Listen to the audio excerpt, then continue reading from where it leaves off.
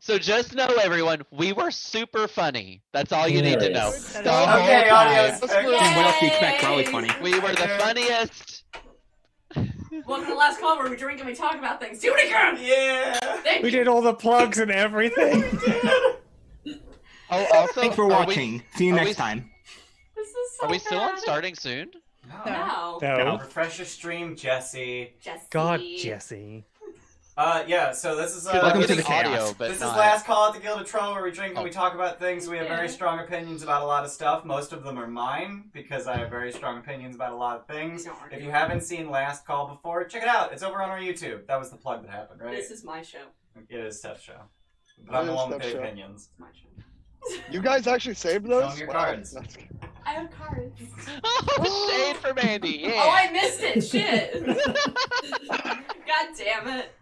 We also have strong opinions about our players. Wow, All right. Lost. Give your strong Disappointment. opinions about me. So, Ian, let's start in some sensible order. Okay. How did we find the Gilded? How did we found? How did we found the Gilded Find? Troll? Found? How did we found? Found. I hate that though. Yeah, it's fine. That annoyed So me. it was a dreary November day in 2018, and I decided, hey, I think it'd be really cool if we streamed our D&D game. So Steph was home from work because she was a nurse and she had Yeah. a weird schedule. Yeah. It was a weekday. I was working from home because that's what I do. And I just ran downstairs. I was like, Steph, I want to stream our D&D game. She's like, okay, what do I we said, need for that? okay. And then we bought cameras and a microphone, and then we started streaming like a month Yeah. later. That's the story. What campaign were you playing when you first started streaming? So when we first started streaming, I was still in the process of prepping Dungeon of the Mad Mage. So we had a few weeks of filler where Steph actually ran a Christmas one shot, and Don't watch that. Don't go Oh, watch that on YouTube. I Please remember the don't. early it's, one. Classic. it's our first stream. It's terrible. And then after we did that, we That was my first time DMing. Can we talk Ever. about that? yeah. Like, our, you know, fir- right? our first I admire your bravery. stream was Steph's first time DMing. Like, what? Oh. I mean, to be fair, like and my then- second time DMing was on stream. Oh God. We are And not then right. and then during after my we did second session. after we did that Christmas one shot, we played White Plume Mountain for 3 sessions. And then that 1 month of weekly sessions was enough for me to finish prepping Dungeon of the Mad Mage, and we started. I DM'd White Plume Mountain too. I just said Yeah. that. Fuck. So did you start with Dungeon and Mad Mage episode 1? Oh, but you guys were mid-level. It was like mid-campaign because you did Dragon Heist first. Yeah, Yeah. so our Dungeon of the Mad Mage campaign was a continuation of our Dragon Heist campaign, and our Dragon Heist campaign ran a little long, so Dragon Heist is designed to be level 1 to 5. We ended up taking it to level 7. So we started Dungeon of the Mad Mage a little over-leveled, and the early episodes are a little... Oh, they're rough, buddy. They're a little rough because I was having a hard time balancing the first level of Dungeon of the Mad Mage, like the first dungeon level, for level 7 characters, and they just shit-stomped everything. What was the first level? The first level was called Dungeon Level. It's the Goblin Market. Yeah, Oh. there's the Goblin And the Market, there's the vampires. Undertakers, the vampires. That's where we got the circlet of perfection. That was actually... Yeah. No, that's the second level. That's Arcane Chambers. The Goblin Bazaar is on the second level. Okay. Oh. Yeah. Okay. But there's a I lot know of nothing. there's a lot of Xanathar outposts on the first level. Yeah. Okay. All right. So, So I'm gonna that's how we started. I'm gonna roll a d6, and we're gonna go in order that's on the stream. And Not including us. Yeah, not including us. And you guys are gonna tell me how you found us. Ready? Ha, Andy. Oh! So I had just started to get back into D&D a few months before that, and I had picked up the Essentials kit, and as a lot of DMs do, they're like, okay, I want to see other people running this, and I just YouTube. I searched on YouTube for Dragon of Ice Spire Peak, and I found a few that were just like, eh. And then Oh Uh-oh. no! We're losing you. We kind of lost No. it. I'm losing you. Come back to I us. finally found the Gilded Troll. It's like, There we oh, go. these are. Oh, am I back? Yeah, Am I you're back? You're good Yeah. now. You're back. Oh, No, but You're a little laggy. Great Oh, start. bless. Off to a good start. Love you, Yep. Andy. Sorry, I'm on mobile. I had stuff like that came up, and I have to be in Santa Barbara. So, I thought you had a computer in your car. yeah. I wish. I don't have chat either, so sorry if I'm not responding to anything in chat. No, but I YouTubed up and searched through a couple different Dragon of Ice Fire Peak campaigns, and when I finally came across the Gilded Troll, that was just like, oh, this is real people playing. I like this. I like the way the DM is. I like the players, and I finally caught up and started paying attention to those. If you're on YouTube, go to Twitch plugs, and I was like, what the hell is a Twitch? And I discovered. So it's the guy that has his own stream now. Yeah. Speaking of which, no, Do the You thing. don't need the I don't need the ad. Yeah, it's just So really, what drew you to us was Luke farting into the microphone in session 0. I don't remember that. Oh, There's a good God. clip of it It's somewhere it's online. one of Yeah. our most viewed clips. Is the worst part. Yeah. And I Oh. fun though. And I That really just like didn't this work is out. cool. Here, I'll do it. You spelled it wrong. Hey, the Adventure Archive. Thanks. Thanks for the continued sub. Oh, where's our? Yeah, I don't know where our alerts are, fam. Where's my alert box? Where's our alerts? I have an alert box. Where's your alert box? I have an alert box. Let me add a new, Where's the alert box? alert box. But yeah, Dragon of Where's Ice. the alert box? Where is it? I added one. We have an alert box. I'm sorry, Ryan. Thank you. It's here. I have it now. No, I'm actually a really big fan of 3-person campaigns. Yeah, I wanna do one of those again. So the dynamic between me, Sean, and Luke was actually really funny for Dragon of Ice Yeah, I like it. because we knew D&D really well at that point, so this was just a romp. Like, just go and do the adventure thing and be metagamey as fucking possible, and we just Yeah. did I mean, not I didn't know care. that much because I was like not even a year in. But you act like you know what you're doing. Yeah, but one of your first characters was a Hexblade, which tells me you knew a little bit of shit. Yeah. Like, Not really. Really? At Did you My least just it the person who happen? introduced me, to it, like I wanted to play like a Gish character because that's what I was into. okay, I would, cool. like, So play we're the- talking. So now we're talking about how Sean found us. Yeah, go. Whoops. No, go! Go! Go! Yeah, Run with Okay, it. so natural I pretty segue. pretty much like I started playing D&D because my roommate during my sophomore year of college he introduced me to Critical Role, and I know how everyone feels in this community about Critical Role, I mean, but Ian has strong opinions. I have strong opinions. That doesn't mean and other people have strong opinions. Yeah. But yeah, like watching them, it got me interested, and my roommates wanted to, my one roommate wanted us to play, but all our schedules were completely different due to different majors. So I went to the game shop. That's where I met Ian. Yeah. Local game shops for Local the game win. shop. Yeah, I probably had 2 sessions with him, and I was like, he's the best DM here. No surprise. I mean, Yeah. yeah. No one else was really very good there. Yeah, and I was gone for a couple months because I went abroad. And when I came back, I saw Ian posting on Facebook, of all things, about the Gilded Troll. You posted on Facebook about the Gilded Ian, Troll. who has 0 presence on Facebook. I have 0 presence on Yeah. Facebook. At that point, I already had maybe 1% presence on Facebook, and I was just like, I don't know. I want to have more than 3 viewers. Let me post this on my Facebook. Maybe someone will see it. It got me though. There you Hey, go. Andy was one of those 3 viewers. The first few sessions, I sat there and talked to Andy, Z, and 12-Sided Guy, and Fast Leody, and that was it. And that was plenty for me. Yeah. I loved it.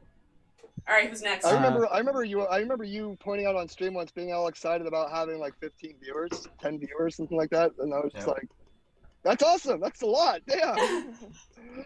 Yeah, Oh, I it was love it. actually crazy because our first stream ever, I set a goal where I would be happy if we had 5 people watching, and we actually had 10 viewers like right off the bat, and I was like, "Holy shit, this is so many people!"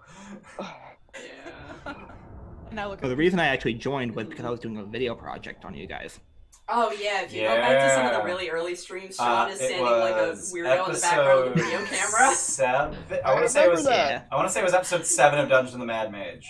Sounds about right. And then episode 9, Luke was like an hour late, and Sean was just over doing the video project, and we're like, do you want to play Luke's character for a while? And he's like, yeah. Yeah. And then Luke showed up late, and we're like, okay, Sean, you're going to play this NPC guy. Okay, let's go. Yeah. So that was And then I was- technically the first time Sean played with us on the Gilded And then I was Troll. happy with that backstory thing I made up. Mm. 1, 2, 3. And no, Tim. I can count. What? Who? Kimberly, Me? it's You're your next. turn now. So I was looking at running Descent into Avernus for some of my friends at a local club I play with. And so I joined the Avernus DM's Discord and was on there for like 6 months planning stuff out. I don't even remember if I had really interacted with Ian a super lot, like directly. I don't remember, but I was just putting like ideas up, throwing stuff on the wall, and like giving people advice on stuff a lot. And then we all like collaborated on a couple of things, and then Ian tagged me to say, we're sorry about our stream or something like that. And I was like, what? Because I'd never watched you guys. And I was like, okay, I'm gonna go check it out. So I think I watched the VOD the next morning when I woke up, and it was the High Hall session. And I think you had like given me a shout out to thank me for some of the ideas I had given you.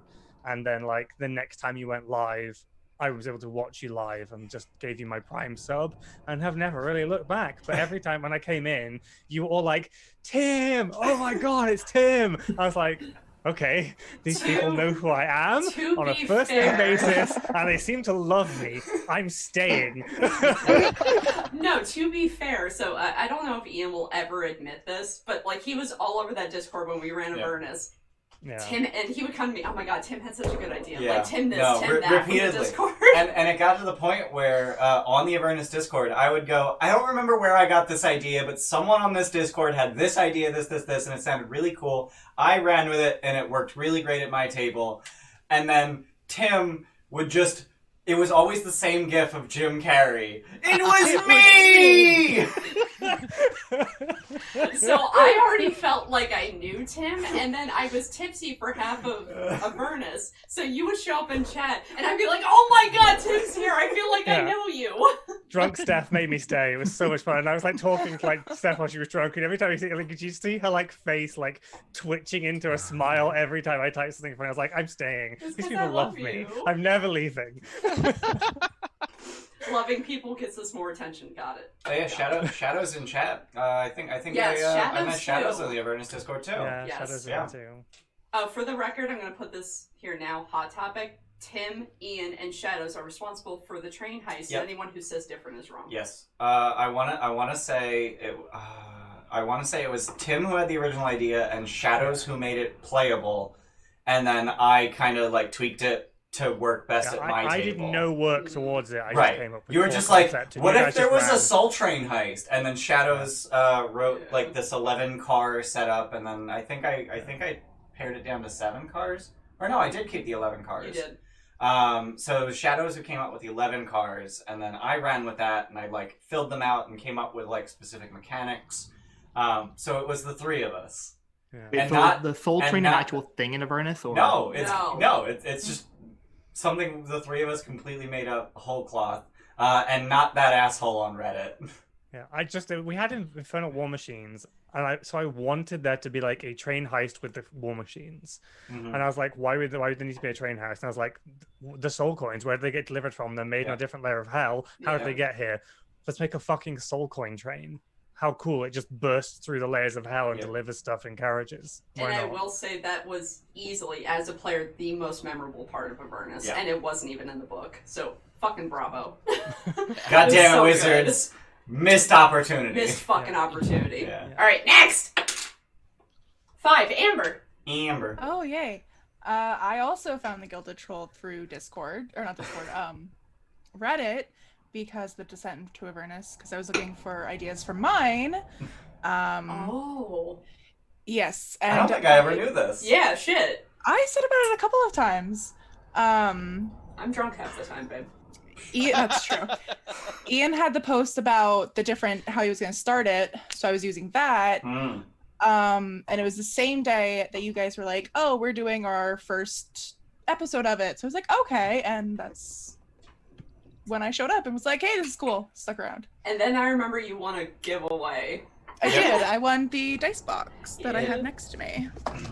Yeah, I watched that. I watched that VOD a few weeks ago, and I was like, Ramber Nicole 93, congratulations! And it was just so funny how little recognition there was in my voice. Now knowing you, Yeah. Now it's Ramber.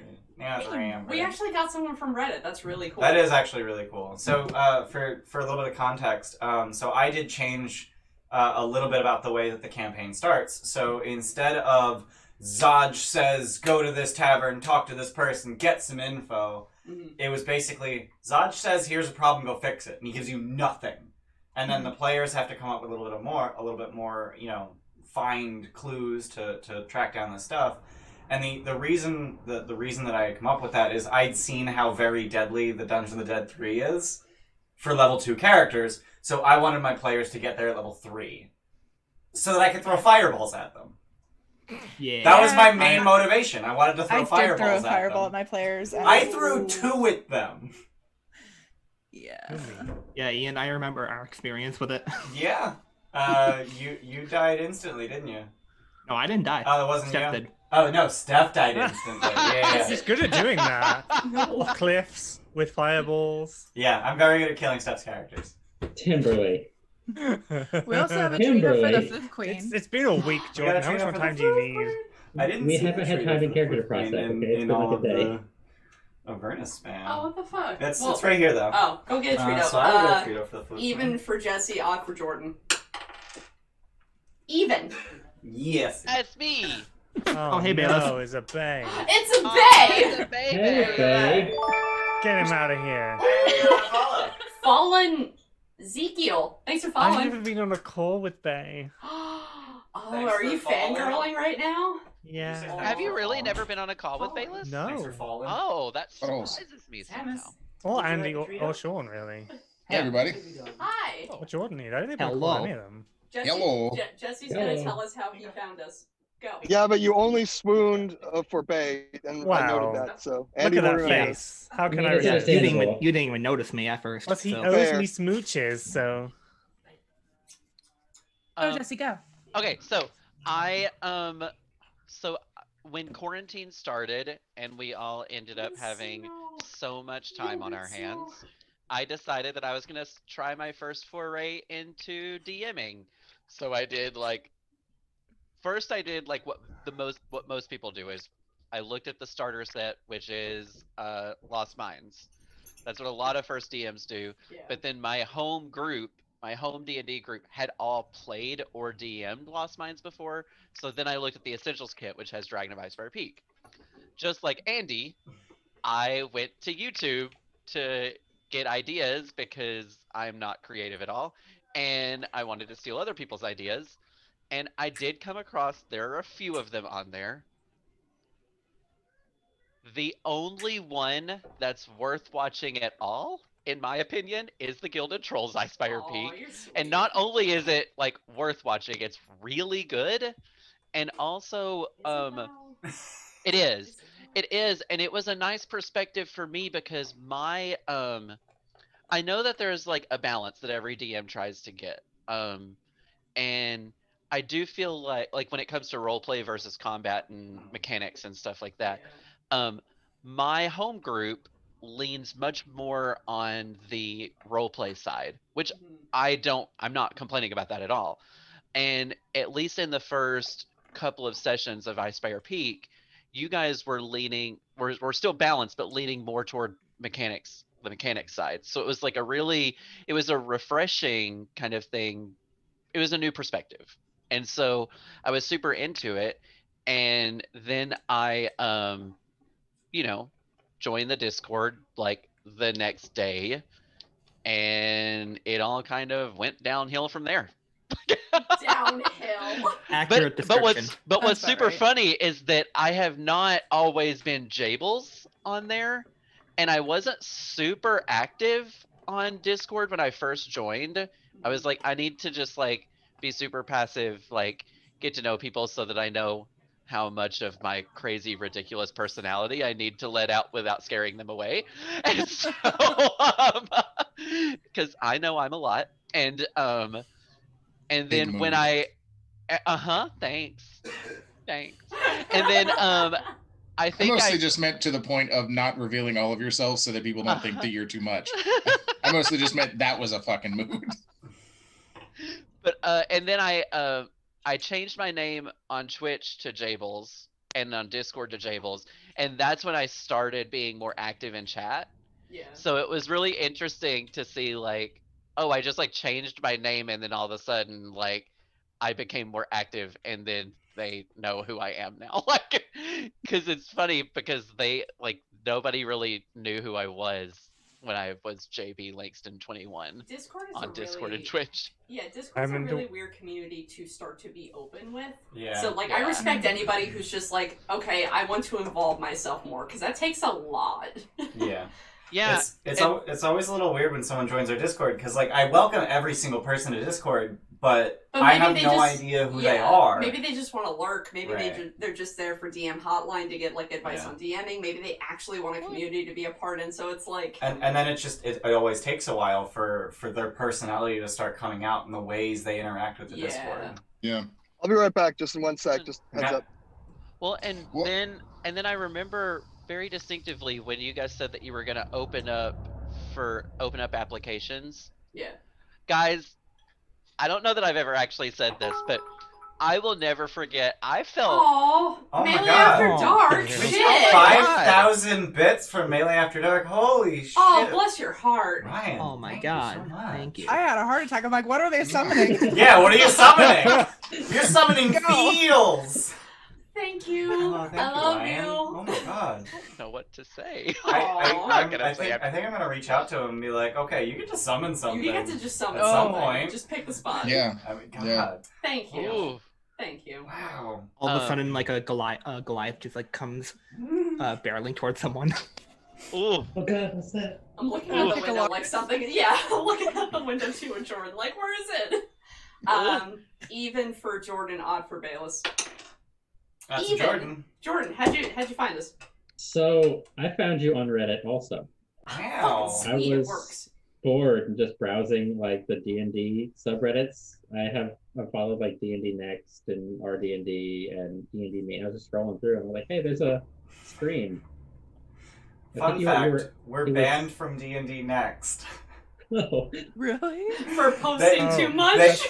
They had a rule. They had a rule where you're only allowed to self-promote once a week, and we were only doing it once a week. And then they quietly changed the rule to you're only allowed to self-promote once every 2 weeks, and we didn't know that, so we kept promoting once a week, and then they just banned us. So that's cool. So we're not there anymore. But we even cleared it with the mods ahead of time, and like they didn't bother letting us know, like, hey, like you can't do that anymore. Reddit They don't just banned sponsor us. I mean. Some Reddits can go suck a dick. I'm not even gonna. Yeah. No Well, shame. Reddit is super toxic, so it's fine. Some Reddits can just be like, you don't do that because you haven't been here for 5 years, and it's like, well, how the fuck was I supposed to know? Right. You don't have the rules posted. I for one don't Reddit, so. Yeah, it all depends I don't on know the subreddit. You know, it was during Avernus. Mm-hmm. You were still in El Terrell, but it wasn't like the very beginning. You were already in Hell. Mm-hmm. And then I just kind of quietly stayed and watched because I was bored. Oh, It was thanks. something to do. No, I remember Jordan before like we ever knew your face or your name in the Discord. I remember Jordan as the MVP who kept resummoning the War Priest. Yep. Because we kept fucking dying because it was a 4-person party at that point. I tried to summon. I remember when that, yeah. Cold died. I was looking for a summon at that low. I didn't know the story, and so I was like, oh, the Holophant has raised dead or something. Uh-huh. It's low enough CR that I could summon it right now. I didn't know the story according to that. Yeah, Lulu's CR is ridiculous. Yeah. Like, why is she CR5? Why? Like, she should be 9 at least. Like, she can cast shape change. Once she gets all her stuff back. But, you know, whatever. I would like to hear the thing that Jesse has never said before, please. We interrupted him for the bits. Oh shit, I'm sorry. No, it's fine. It's totally fine. 5,000 bits from Ryan is worth interrupting me for. Are you kidding me? No, I was saying, like, whenever I was I was so into watching the streams and being a part of the Discord that when you guys opened up applications and asked me to be a part of one of the campaigns, so for those that don't know, we anytime we start a new campaign here, we do a one shot that's not on stream, so that we can just like make sure that there's party cohesion and stuff like that. Just like make sure that everything vibes. So we were doing that. Yes, we were doing that for I just want to make sure that the pieces fit. I That's all. did this. Yeah. More fingers, bro. Anyway, so when we were doing it for the Odyssey group, I was so nervous because I was basically starstruck. I was like, and then his character died in the one shot. And my character died in the one Hey, shot. me too. Yeah, Jordan too. I died with like an hour and a half left. Yeah. I felt so bad for you, Jordan, because like going into that one shot, out of all of the players that I invited into that one shot, I knew you the least. Jordan? Yeah, Jordan, because Really? I knew Andy, I knew Bayless, I knew Sean, I knew AJ. Oh shit. Right, so I didn't And then know he killed Jordan very well, and he died like an hour and a half from the end, and I actually at one point said, I'm really sorry, Jordan. He did. It's the only time he's apologized for killing a player. I felt bad that he died like so early. That's the part that I felt guilty about because I was just like, but Yeah, so early in the final fight. like, Yeah. how are we supposed to know if we didn't get to the big boss battle yet, and he was dead, and it was just like, well, how are we supposed to know if this works? You didn't get to play. That's not fair. Yeah. I went from full health to unconscious in one turn. Yeah. Oh, Was it the jeez. apes? I can't remember. It was It the was the apes, apes. yeah. It was the Yeah, it apes was with the great apes, okay. swords. Mhm. Oh, Yeah, for I have- me it was the fucking wand. Yeah, Jesse Yeah. used the wand Yep, and it was the failed and wand. turned himself But into you Oh, a even that's great knew right. about the Yeah. one because you played that thing before. I did, but Oh, I was you both- trying to oh, make you sure played that the I same wasn't. one? I was trying to make sure I wasn't being meta about it, but then not only did I fail it, I super failed it, which was an insta kill, and Yep. like, Yeah. So I had actually played that one time before too, and just kept it quiet. Like, okay, I'm just gonna do this. It's a silly game. It's Yeah. fine. Yeah. yeah. But I was also playing in a campaign with Luke, who has been on every episode of everything. So it was Ian, Steph, and Luke, and I was like, super starstruck. It weirds me Like, out it was so weird. much that It's- someone yeah. can get starstruck At with me? this. Right.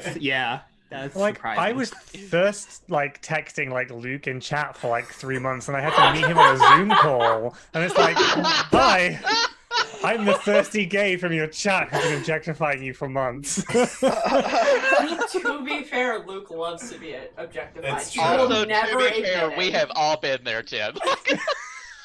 I mean, somebody posted a clip of Luke doing that like minute-long eye wag at like the camera, Oh, just like for like an entire minute. That may have been the minute that like sealed my fate for staying like active in the Gilded Troll. I'm sorry. I'm sorry, God damn it, guys. Sorry, guys. He's incredibly straight. It's very true. It's true. So, Bayless, how did you find the Yeah. Gilded Troll? Oh, this is good. Your OnlyFans account first. Yeah, that's. Yeah. That's Yeah, speaking of thirsty, Very thirsty. I'm too tipsy for this, bro.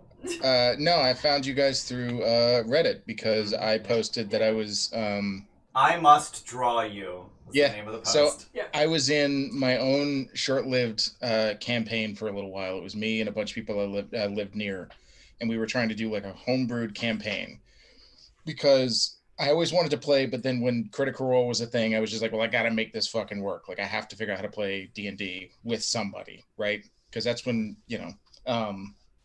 and so our group was playing, I think we were like our fourth game together, and I drew all of them and was like, oh, I could draw like D&D characters for people. Sure. Like, I can take cheap-ass commissions on Reddit drawing people's D&D characters. And 20 missions. bucks a as, character. yeah. 20 bucks a character is what Yeah, you started 20 with. bucks. We pay him 20 much bucks better a now. character. We do. We do.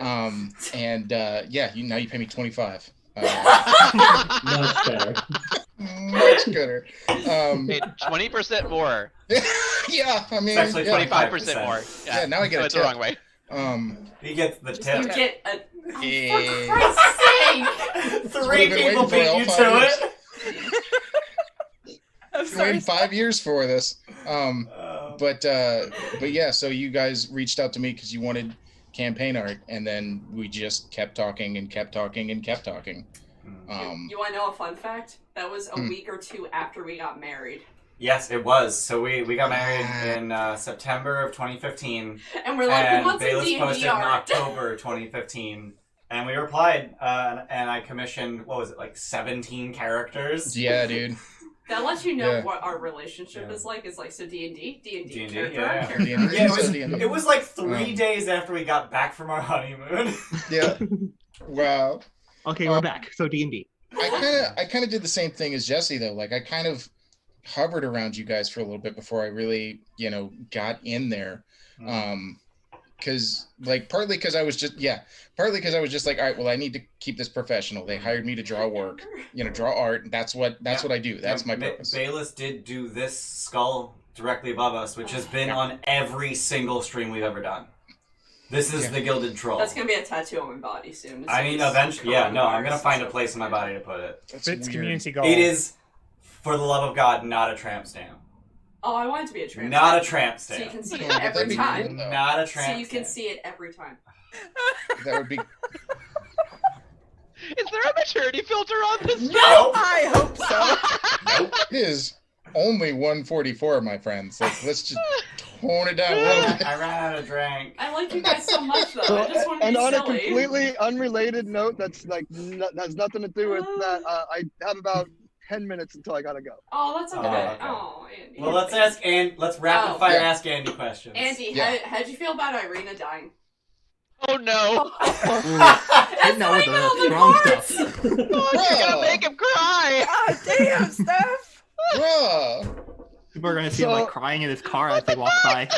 Yeah. No, so it was awesome to it was so cool to have Steph in a game as a player together when we started Strahd, and I feel like both Rubik and Snurk really connected with Irina in some fashion, and it was just so it felt so out of the blue Perfect. that it really hit me Good. hard. Yeah, it was like, it wasn't this this big boss battle where you think something could happen. It was like we were on a walk home and a fucking goat got her. I will say, Just I foreshadowed it for the 2 sessions prior. He did. Very subtly. But he so, did. So one of them was when you guys read the Strahd, his personal memoirs, and learned that Tatiana always dies in her 20s, always tragically, and always a ridiculously out of the blue accident. Did you say that? It's never Strahd's fault that she dies. It's never anything that he's done or anything that he's caused. Mm-hmm. It's just some circumstance causes her to die tragically. So that was literally the session prior. That was like, hey guys, she's gonna die in her 20s, and you guys were like, how old's Irina? 25.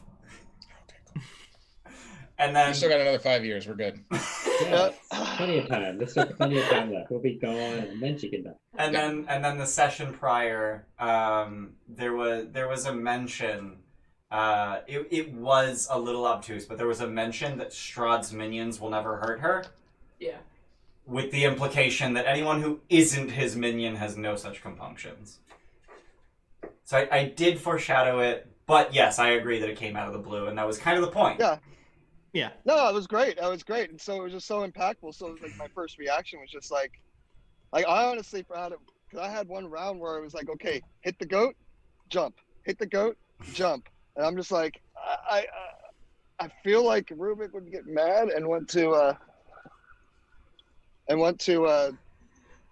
Smash hit something. first. Yeah. And then but yeah, no, that was probably one of my most personally emotional episodes, where myself as Andy and my character were really feeling deep feels.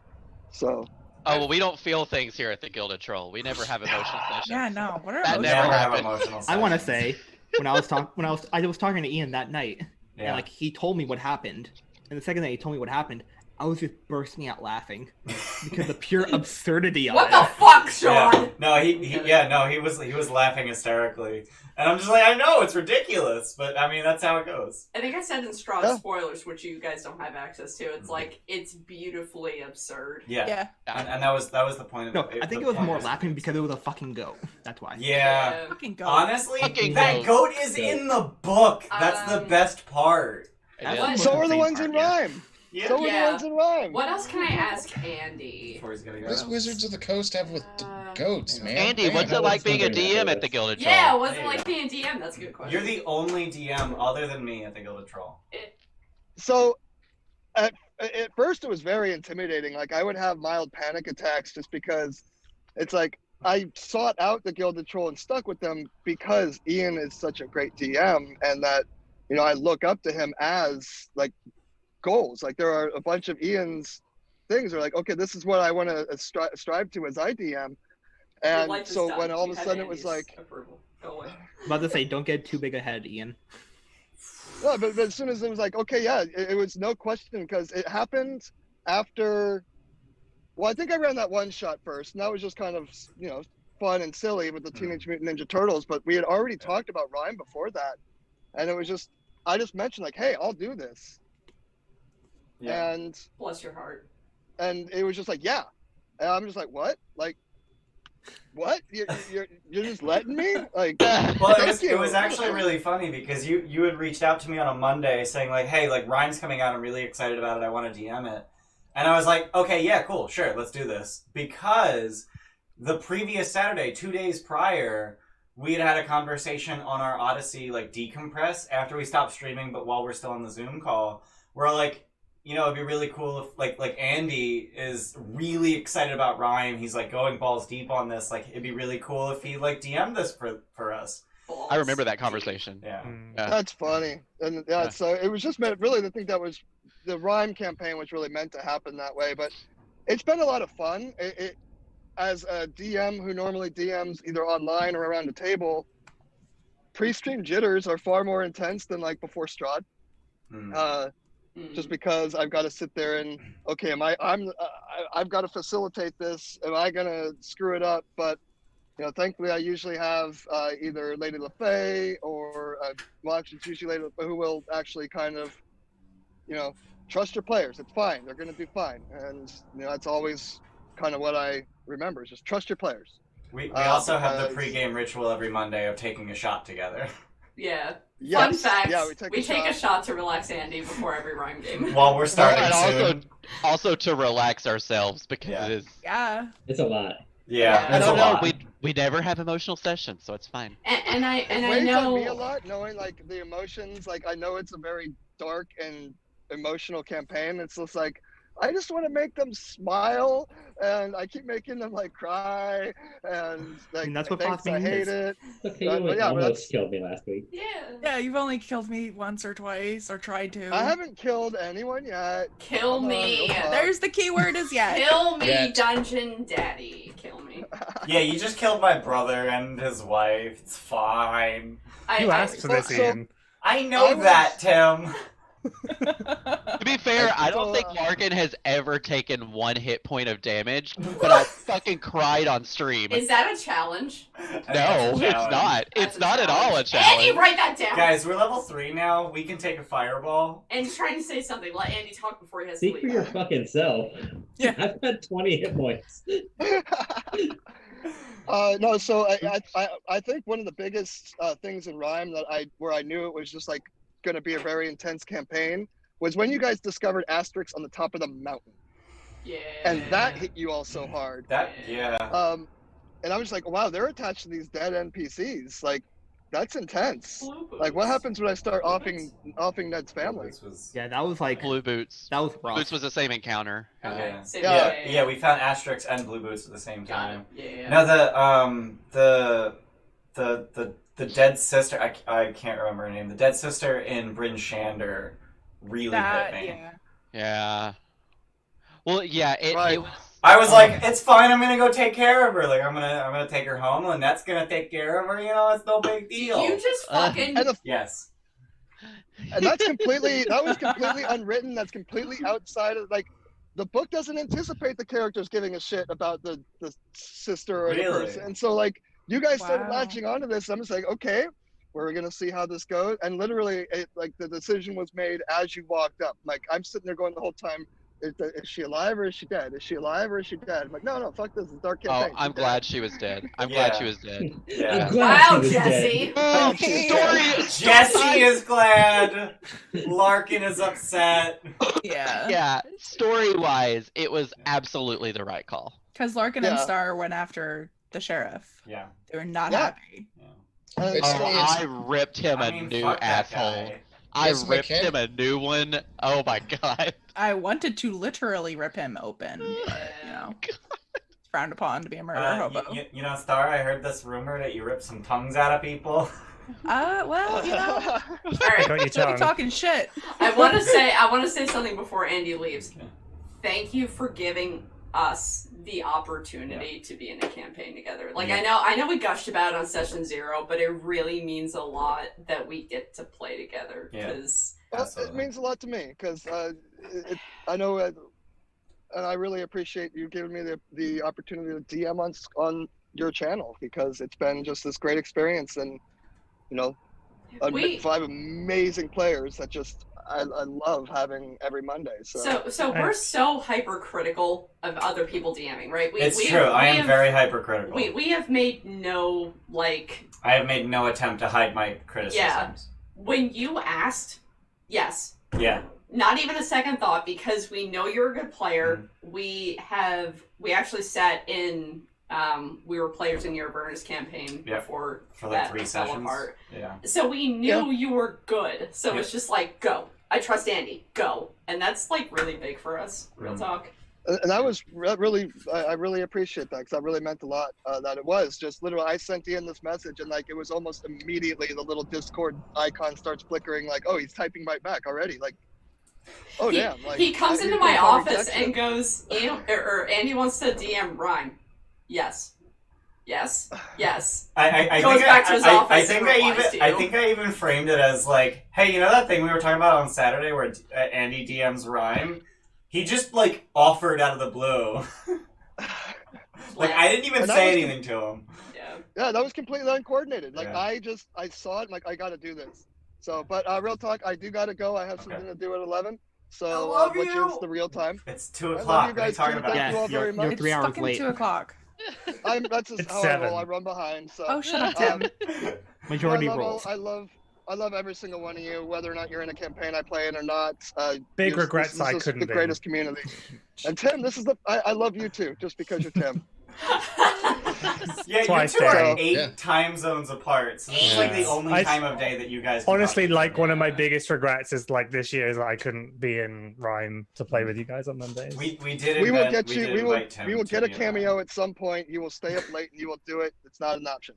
I stay for like the first hour and then I have to go to bed because it's just too late on the Monday. So we'll get you in the first hour. So, all right, well, I love you guys. Bye, Andy. Thanks for being here. Bye. Did you disconnect it? Okay. He's too good for the rest of us. Yeah, he's too way good for this too world. good for the rest of us. Yeah. We're all assholes, and then there's Andy. I mean, I don't know about you guys, but So do we want to go back to like the questions like in order? Oh, I have a really fun question. I've been waiting for this one. No, that's the wrong card, but I know the question. Okay. Who's your favorite character across all 3 campaigns? It does not have to be yours. D6. Hold on. It definitely isn't yours. Hold on. Yeah, I feel like picking your own character is just. I mean, if you want to be an egomaniac, whatever, that's fine. It's whatever. All right, we're going with Bayless. Bayless, who's your favorite character? Who is your favorite character across all 3 campaigns? You can consider your art in your decision. You can consider anything you want. If he's just considering his art, it's gonna be Alaris. Alaris is so pretty. Alaris is great. Oh my god. I can't like this. It's actually gonna sound more egotistical, but I couldn't really pick it by art because there's a lot of them I really like how they came out. Favorite character? I don't know.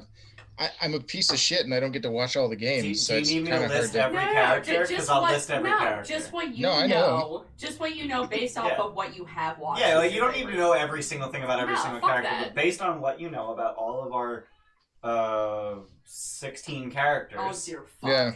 17 if you count Irina. She doesn't count. You know, She did to me.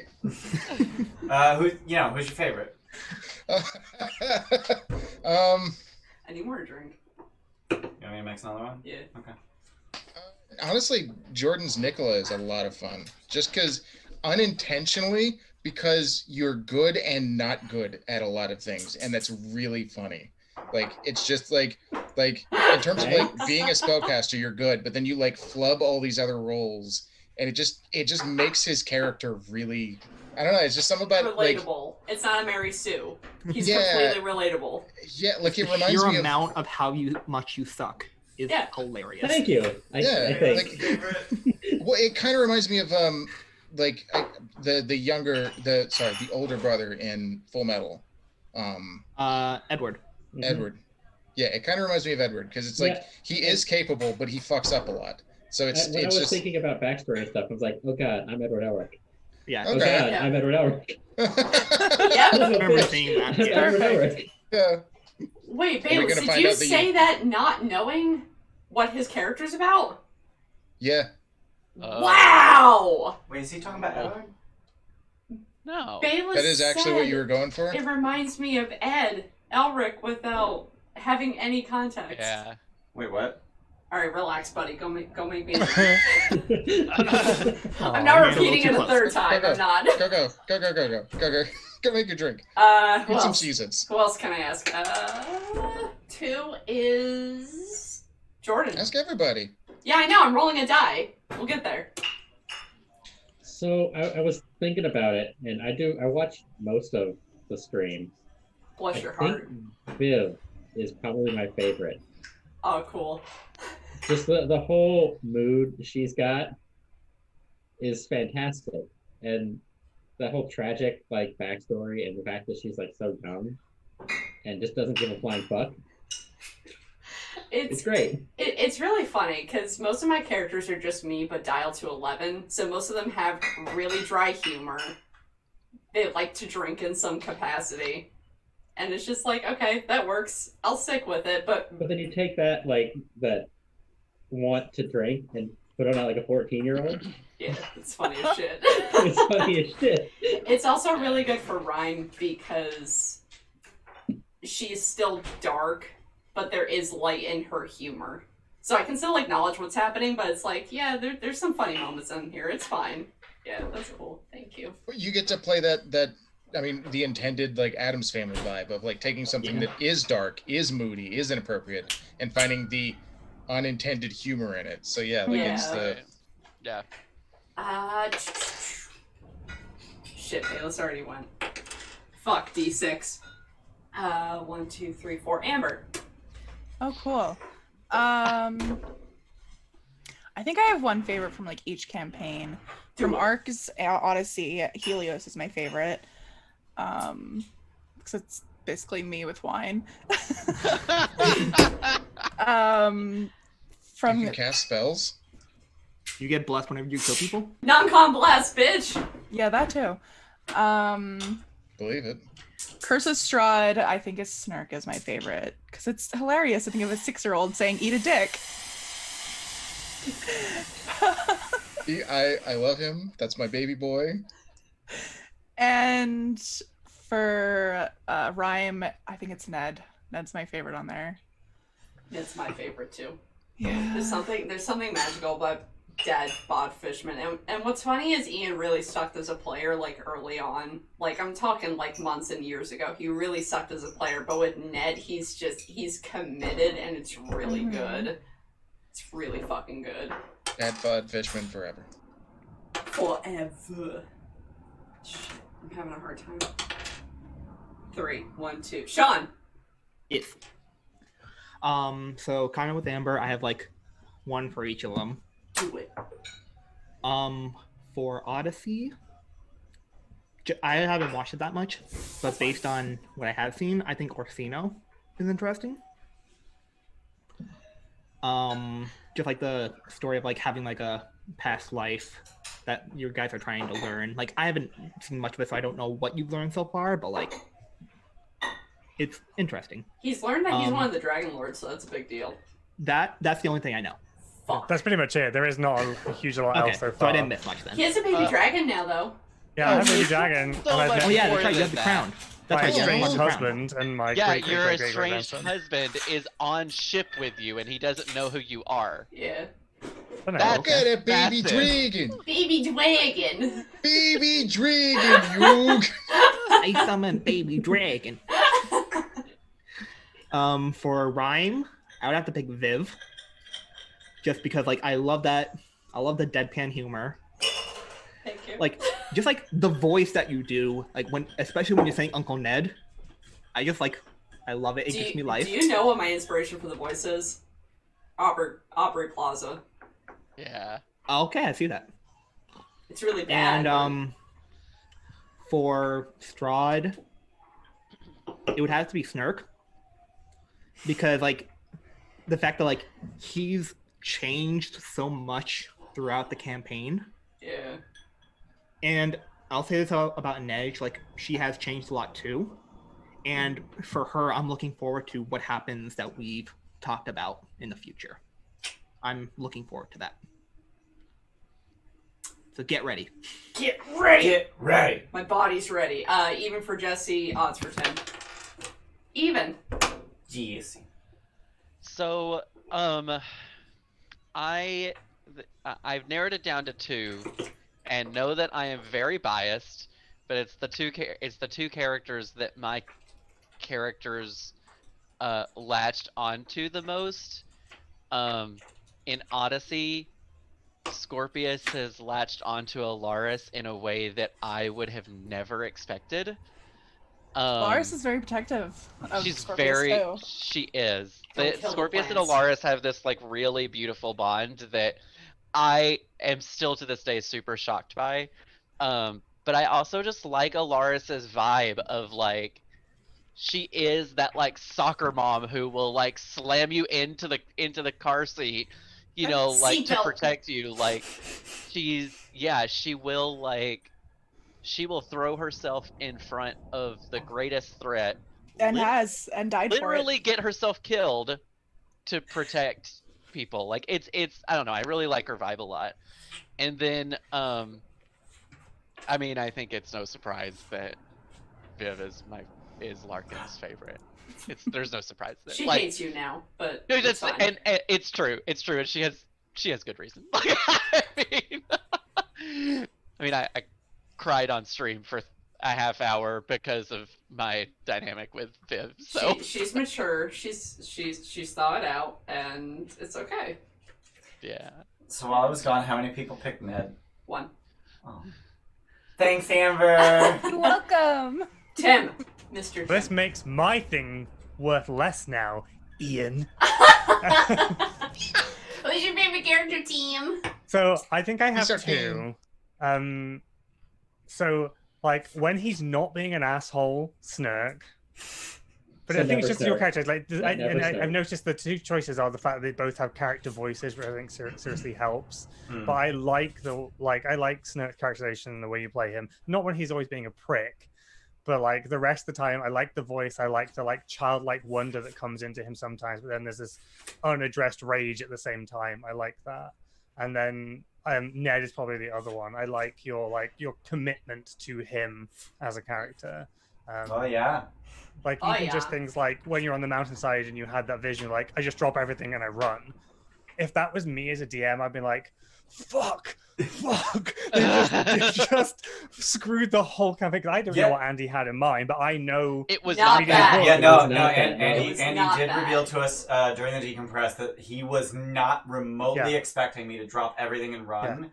Yeah. And I don't know if this was clear during the session, but like he literally had planned for I think it was during the decompress that he revealed that he had planned for 3 weeks real time that Delman's murder was going to happen on Hammer 8 at 9 p.m. Right. Mhm. And we got there at 9:05. Jesus. Ooh, I mean, we got there like 8:30. Then we got held up by the Yeah. Yeah. If we didn't Yeah, stay for the yeah. execution, we could have saved them. We Yeah. could've saved Which them. was Wow. yeah. So like I think just that like I was like, oh, like holy shit, like commitment to like this is a real character, this is something he cares about. He doesn't like the plot at that point was not important. It was my family's ninja I'm running. Yeah. And even just the way it was covered, like just like, okay, I'm bare body swimming across a fucking frozen lake, I don't care. I was just like, oh, That's character. commitment, right? I was like, Nick, you're carrying my fucking gear because I gotta go. It was just I gotta it's go. nice. It's Yeah. like the commitment to the characters are the two reasons I like them, those two the most. I can't hold all these lines. Just shut up, Uncle Nick. Ned, I got your Naggy Nada. I took my Naggy Nada with me. Took my Naggy Nada and my shirts. One of my favorite things ever is Bayla saying Naggy Nada. Can you say that a little bit louder so I can like get a text notification noise? I'm You saying gonna Naggy- jump into that dang ocean with nothing but my shirts and my Naggy Nada. Oh, I God. gotta do what I gosh dang gotta do. Perfect. And the decisions that you made as Ned are really cool for me to feed off of too. It's like Viv feels abandoned Right. again.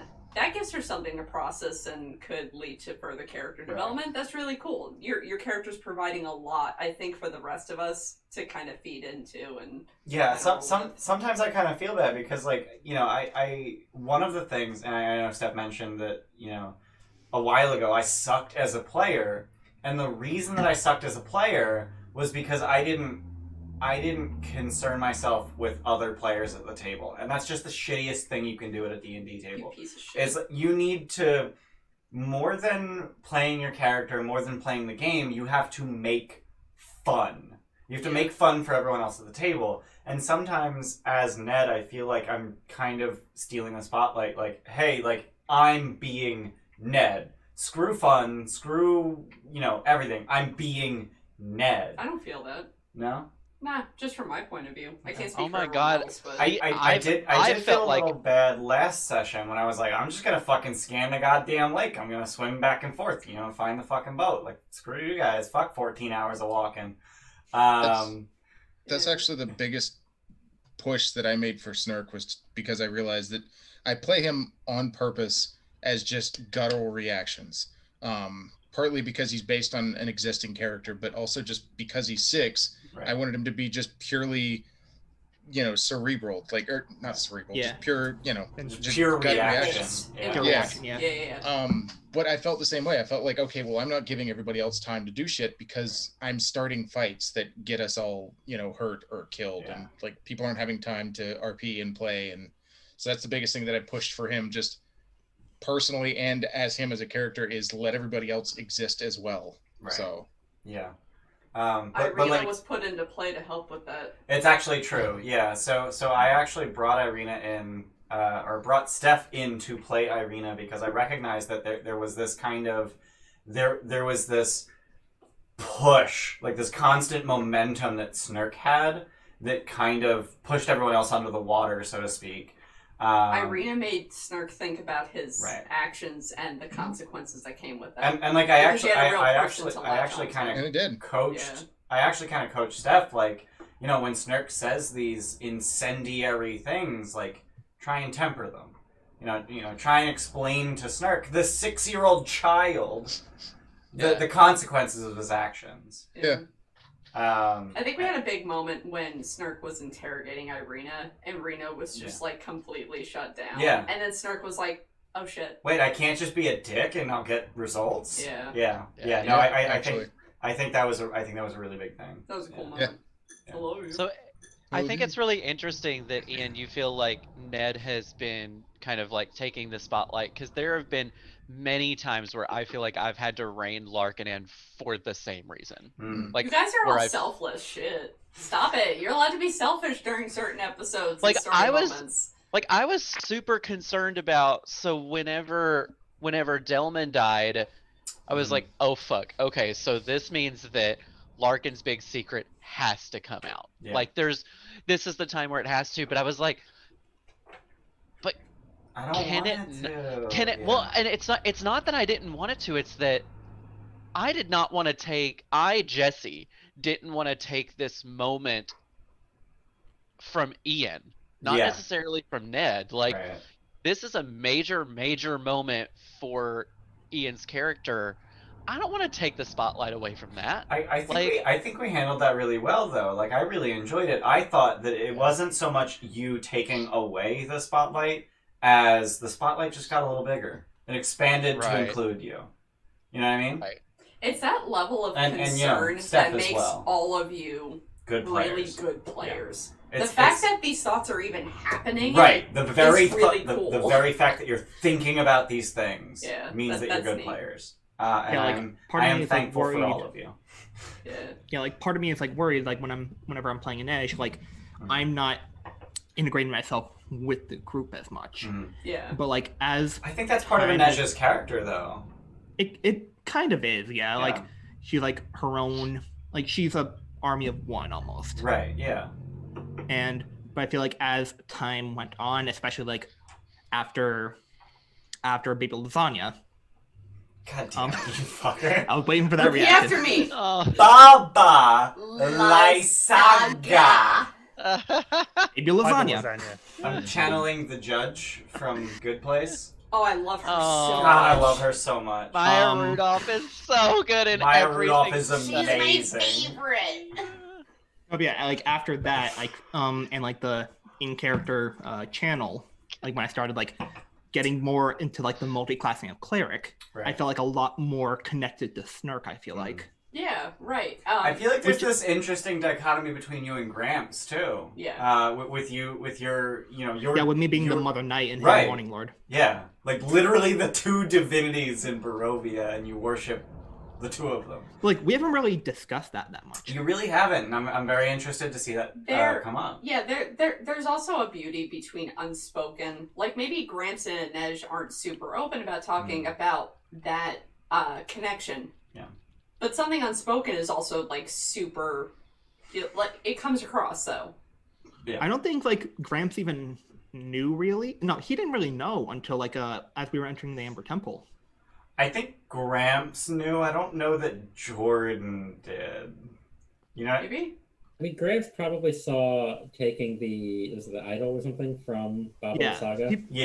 He might have seen that, but like.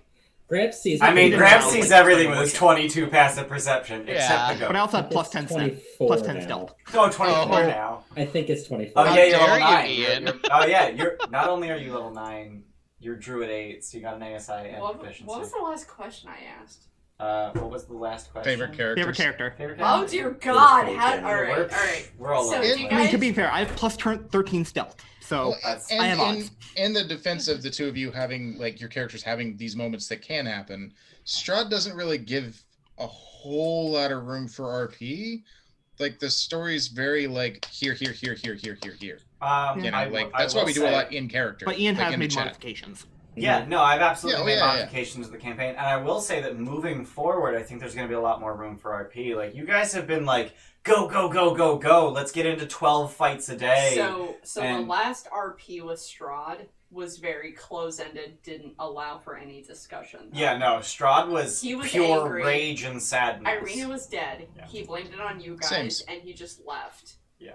But the first time that you guys interacted with him, that was all the feels. That was so good. Yeah. Like as a viewer, I was just like, and I had to as a viewer who is DMing Curse of Strahd right now, I was taking very diligent notes. I was like, I think it was like so 2 good. hours after that session ended that Jesse said, "So can you guest appear on my game as Strahd?" Yeah.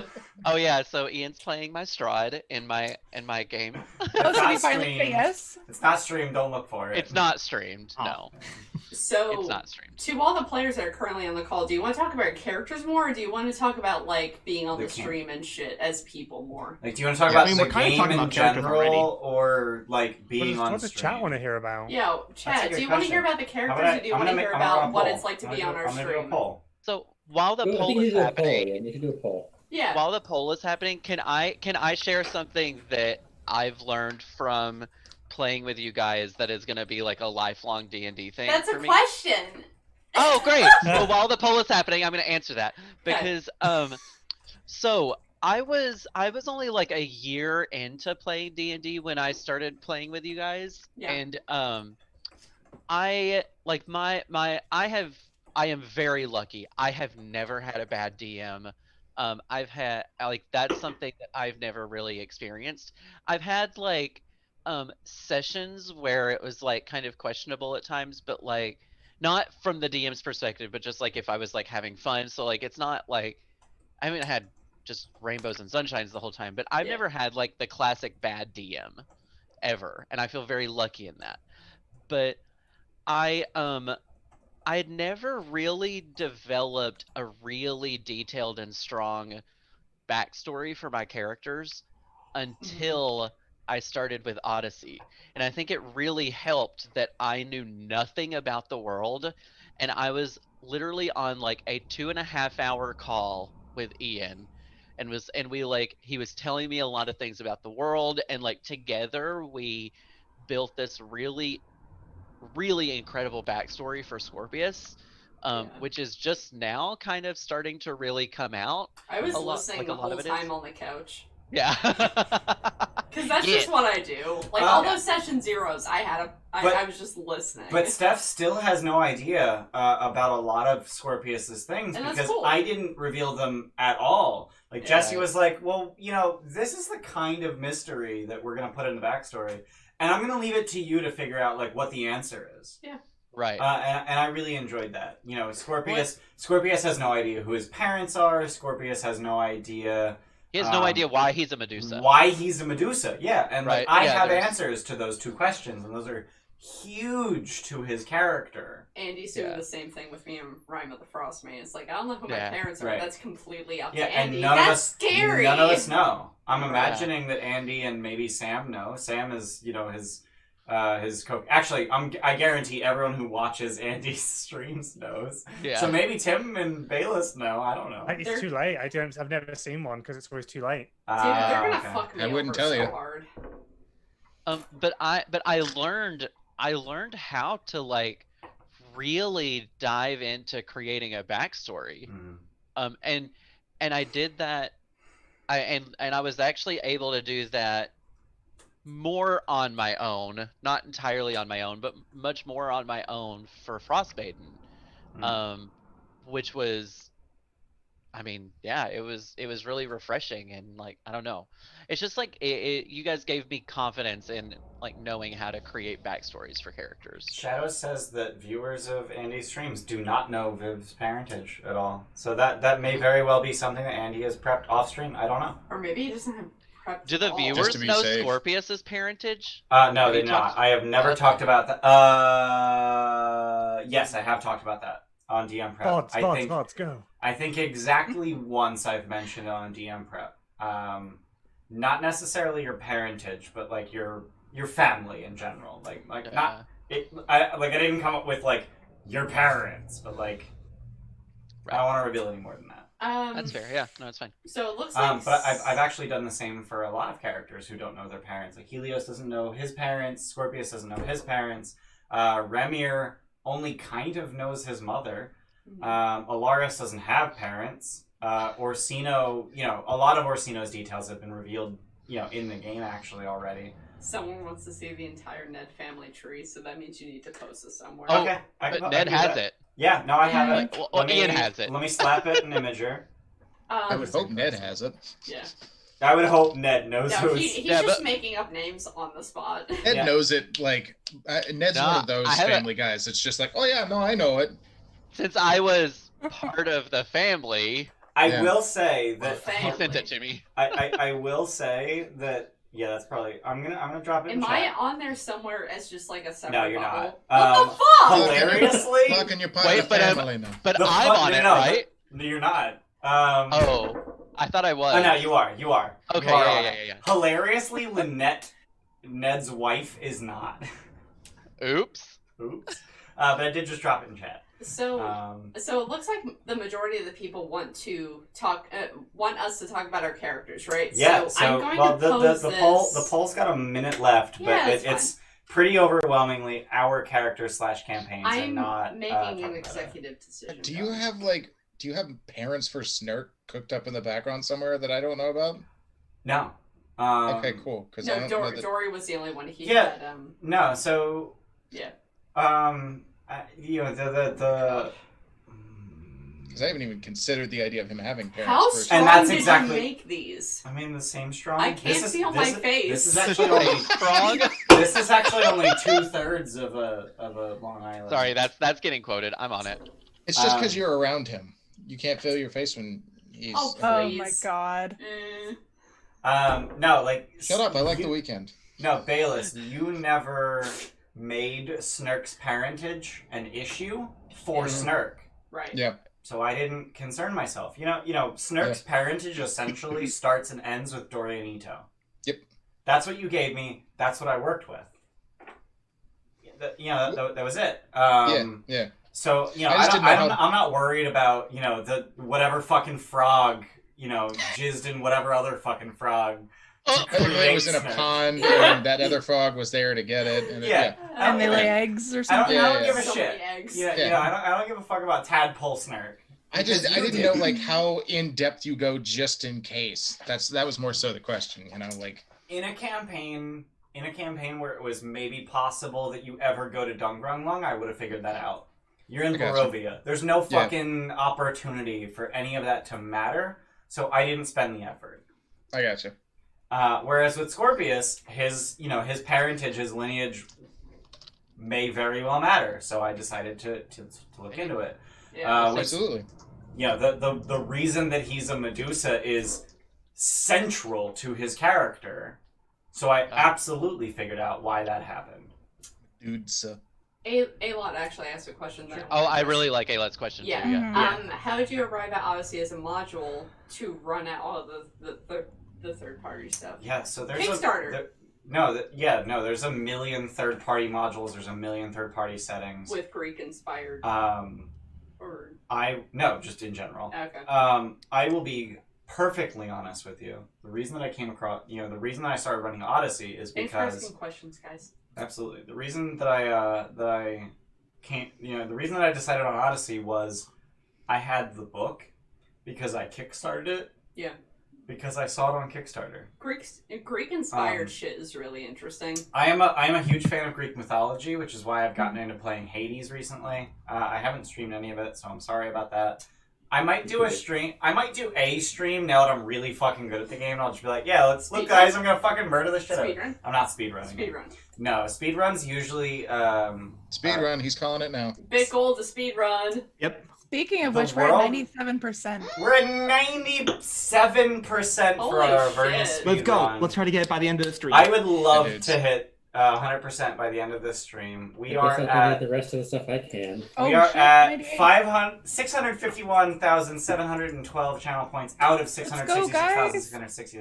We only needed 15,000 channel points, and then we will put our Descent into Avernus speedrun on the calendar. Just 8 people. That's 8 people. 14,954 bits. Come on, guys. It's Yeah. up to you. I've done like 15% of that This myself. week. 14,954 With your help and your bits. donation. Super CT8 contributed 2,000 points. Hell yeah. Hell yeah. Get it. Look at it go! Look at it go. Eat So 'em. honestly, I arrived at Odyssey because I just had the book. It looked fun, Mhm. and I needed a book to run so I could start a new campaign. Kickstarter is Honestly. a really good place to. Well, DM's Guild, Kickstarter. Where else do you get good Um, module ideas? Those are the only two that I look at. DM's Guild Yeah. and Kickstarter. Yeah. I've seen Humblewood. I saw it on Kickstarter when they did their Oh, first yeah. one. I saw it. I We're at think they did the second one. 98% now. 99. Less. We're at 99. 99. Wait. Mine says 98 for some Yeah, reason. mine still says 98. Mine says 99. God damn, we're so close. Jesus, Shadows, what the hell? I know, what the hell, What Shadows? the hell, Shadows? You've been here for so long. You've only put. I'm not gonna be. I'm You not gonna be. selfish, selfish Bruh. prick. Shadows, you're amazing. Keep being who you are. Don't listen to Love those you. assholes. No, I picked Odyssey because I had the book.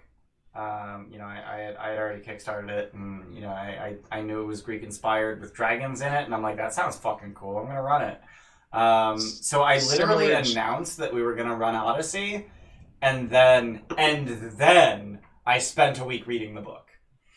Can we talk Similar about the jump fact- off question. Are there Yeah. any other third party campaigns you would consider? That not like you're looking at, keep an eye out, like just ones that you're like, oh, that's cool. I think that could work. At this time, no. The only one that I would maybe consider is Kobold Press's Midgard setting.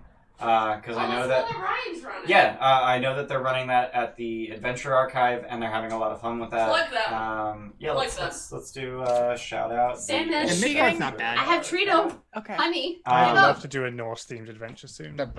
I played in a Midgard Norse campaign would for a be little bit. dope. Like the classes are pretty interesting. Okay. Norse The would be the dope, other too. one is actually Middle Earth, of Lord of the Rings fame. Is it not good? It's not good. I have heard Damn it. mixed reviews of Adventures in Middle Earth.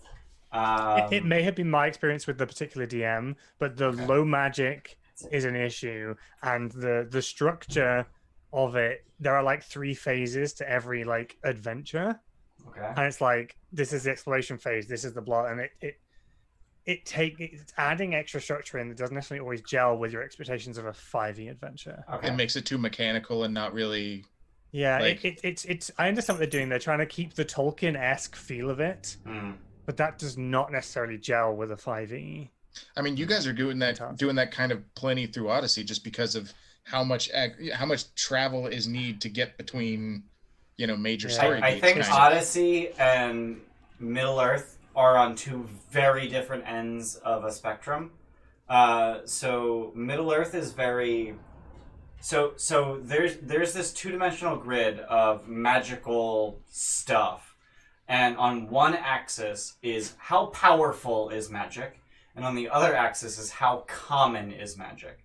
Middle Earth is high power, low prevalence.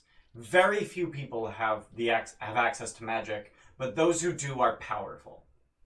Whereas Odyssey, everyone and their fucking mother has magic, and it's all ridiculously powerful. These are mythic heroes with godlike powers. The players are literally traveling with 2 of the 5 gods of the setting. High power, high prevalence, whereas Middle Earth is high power, low prevalence. So, very different kinds of feels between those 2 campaigns. Like there's a corruption tracker in Lord of the Rings, which is Oh. quite fun. Okay. And there's a couple of things like you have like rumor mongering. So like when you travel through somewhere, you get a place, you can give information, and the news element, it's like jungle news, like you get it, and it's a nice element to it because you may have been traveling for 3 weeks in a forest, and the people you arrive at may not have seen anybody for a year because it's a closed like town or whatever, and that's quite nice. But it Right. just never quite pulled it off for me. Okay. But yeah, those are the 2 that I would consider as another campaign setting. Alternatively, it's not third party; it's me. First party. As part of NaNoWriMo, I am working on a homebrew campaign setting. So I have, I've got all this fucking art. Half of it is from campaigns that we've run in a homebrew campaign setting that I have been writing since years. 2008. For years. For the first four to six, I want to say for the first 6 years of it, I was writing it with the help of a friend, Sam Keeper, not his real name, but that's what he goes by. I would say his real name. If he's watching, which I highly doubt, but thank you, Sam, for getting me started with Zarlight. You're a good person. I love You're a you. really good person, and I miss you a hell of a lot. I Aw. really miss you, Sam. I'll drink for you? Not enough. I really do miss him. He's But a we cool guy. we started together on Zarlight. He was my co-DM, and we've been working on the setting for 12 years. And for NaNoWriMo, I am writing a setting that I call Fall of Kings, which is Zarlight, but 10,200 years in the past. And it's really cool, and I want to finish it so that I can run a campaign. All you need to know about Zarlight for right now is there was a war between No, you don't even need to know about the war. So you Fuck me, I guess. you don't need to know about the war. So in most D&D settings, there are gods, and the gods do god things. Whatever, who cares? In Zarlight, there are gods, yes. You know, they have portfolios, they have divine domains, they get their power from worship. There are also what we call spirits, who each have a concept that they are related to. The spirits gain their power from mortals' awareness of the concept, and they use their power to then make that concept more noticeable in the world so that mortals are more aware of their concept, that they can become more powerful. So there's gods and spirits, and that is Zarlight. And in the Fall of Kings, there was a war where a lot of spirits died. So their concepts are waning, their power is destroyed, and we explore the ramifications thereof. Coming soon to a campaign near you. Yeah. You kind of pitched it to me as similar to like Middle Earth too, right? Where like it's very high magic but low prevalence in terms of the magic too, right? Right. Only the powerful people have magic abilities. So players who are rolling characters in that campaign would have very low magic. Not races, classes. Yeah. So it's a very political game where you have to figure out. Yeah. How'd we get here? I don't know. All right. So moving on. They were asking about how third parties. Third party settings. Oh, got it. Oh shit, there was another question. Hold on. I'm super thankful that you took a shot on Odyssey even before reading the book, personally. And I know that the book is not ideal, and I very much appreciate the amount of work that you've put into that. I'm also really glad that you started Strahd again, because the story is so much different from the one that our original Strahd campaign was me, Luke, and Chris, who you know from Odyssey. But the story is so different that it's super interesting again. So it's actually really interesting because I made one change between our two Strahd campaigns. So the name of the campaign is The Curse of Strahd. And a lot of people might assume that the Curse of Strahd is that the land is cursed with Strahd. And that's how I ran my first campaign. This campaign, the one that we're running currently, the one that you might have been watching right now on the Gilded Troll.tv at 1 p.m. EST on Sundays. During right now, actually. Right the fuck now. Is actually that Strahd is cursed. That's the only change that I made to the campaign. And, you know, that one change has cascaded through absolutely everything you've seen. So that's I really find that change like really interesting. Yeah, no, I'm really happy that I get to explore this idea that Strahd is cursed. I incorporated that into my campaign. Like when you were talking about like the domains of dread, I was like, what? Cause I played like a good amount of Strahd before. Like I didn't end up finishing it, but like I knew like some of it. You basically TPK'd in Argynvostholt, right? What? You're the first time you played Curse of Strahd, you basically TPK'd in Argynvostholt. Half TPK. Half TPK. Right. Basically. And then the TPK. second time, it was another half TPK. Oh, okay. Argynvostholt is shit if you go into a lower level than you're supposed to be. Yeah, we came in level 4. You're supposed to be level 6? 7? 7? 6 or 7? 7 for Argynvostholt. What were we, like 6 or 7? I want to say we're 6, yeah. Yeah. At Argynvostholt. So I don't want to ignore a viewer question. How difficult is it to integrate PCs, backstories, and all that into an existing module?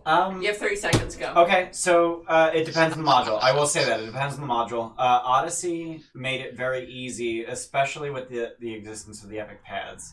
So in my homebrew module, I'm essentially building something homebrew setting. I'm essentially building something that is very similar to an epic path, where there's these backstories that exist in the world, and then a player just picks one up, just whole cloth. Like, this is my story. And that's essentially how the epic paths work in Odyssey of the Dragonlords. In Curse of Strahd, it was a little bit more difficult. So I essentially asked each of my Curse of Strahd players, what is your character looking for? So Gramps and Elodie are looking for the werewolves that destroyed their Fey village, essentially. Gramps was on the material plane, Elodie was on the Fae side, but there was this Fae portal between the two, and this pair of werewolves absolutely fucked everything up. And that was something that I pitched to them. They were like, yeah, that sounds cool. But that was because I knew thoroughly that there were werewolves in Curse of Strahd, so I could easily integrate them. And Nej was looking for the Shield of the Hidden Lord, which made no fucking sense for Curse of Strahd, but I was like... That was your idea, man. I know it was. But I ran Avernus. This is a cool fucking artifact. I'm just gonna throw it in my Curse of Strahd game. So that one was a bit of a stretch. Snurk is looking for his dad. That's fucking easy. I'll just throw his dad somewhere in Barovia. Done. And then Rubek is looking for a tribe. I'm like, okay, well, how do I put fucking Goliaths in Curse of Strahd? I don't know. What do I do with that? So I literally just took the Dusk Elves that exist in Curse of Strahd and wholesale replaced them with Goliaths.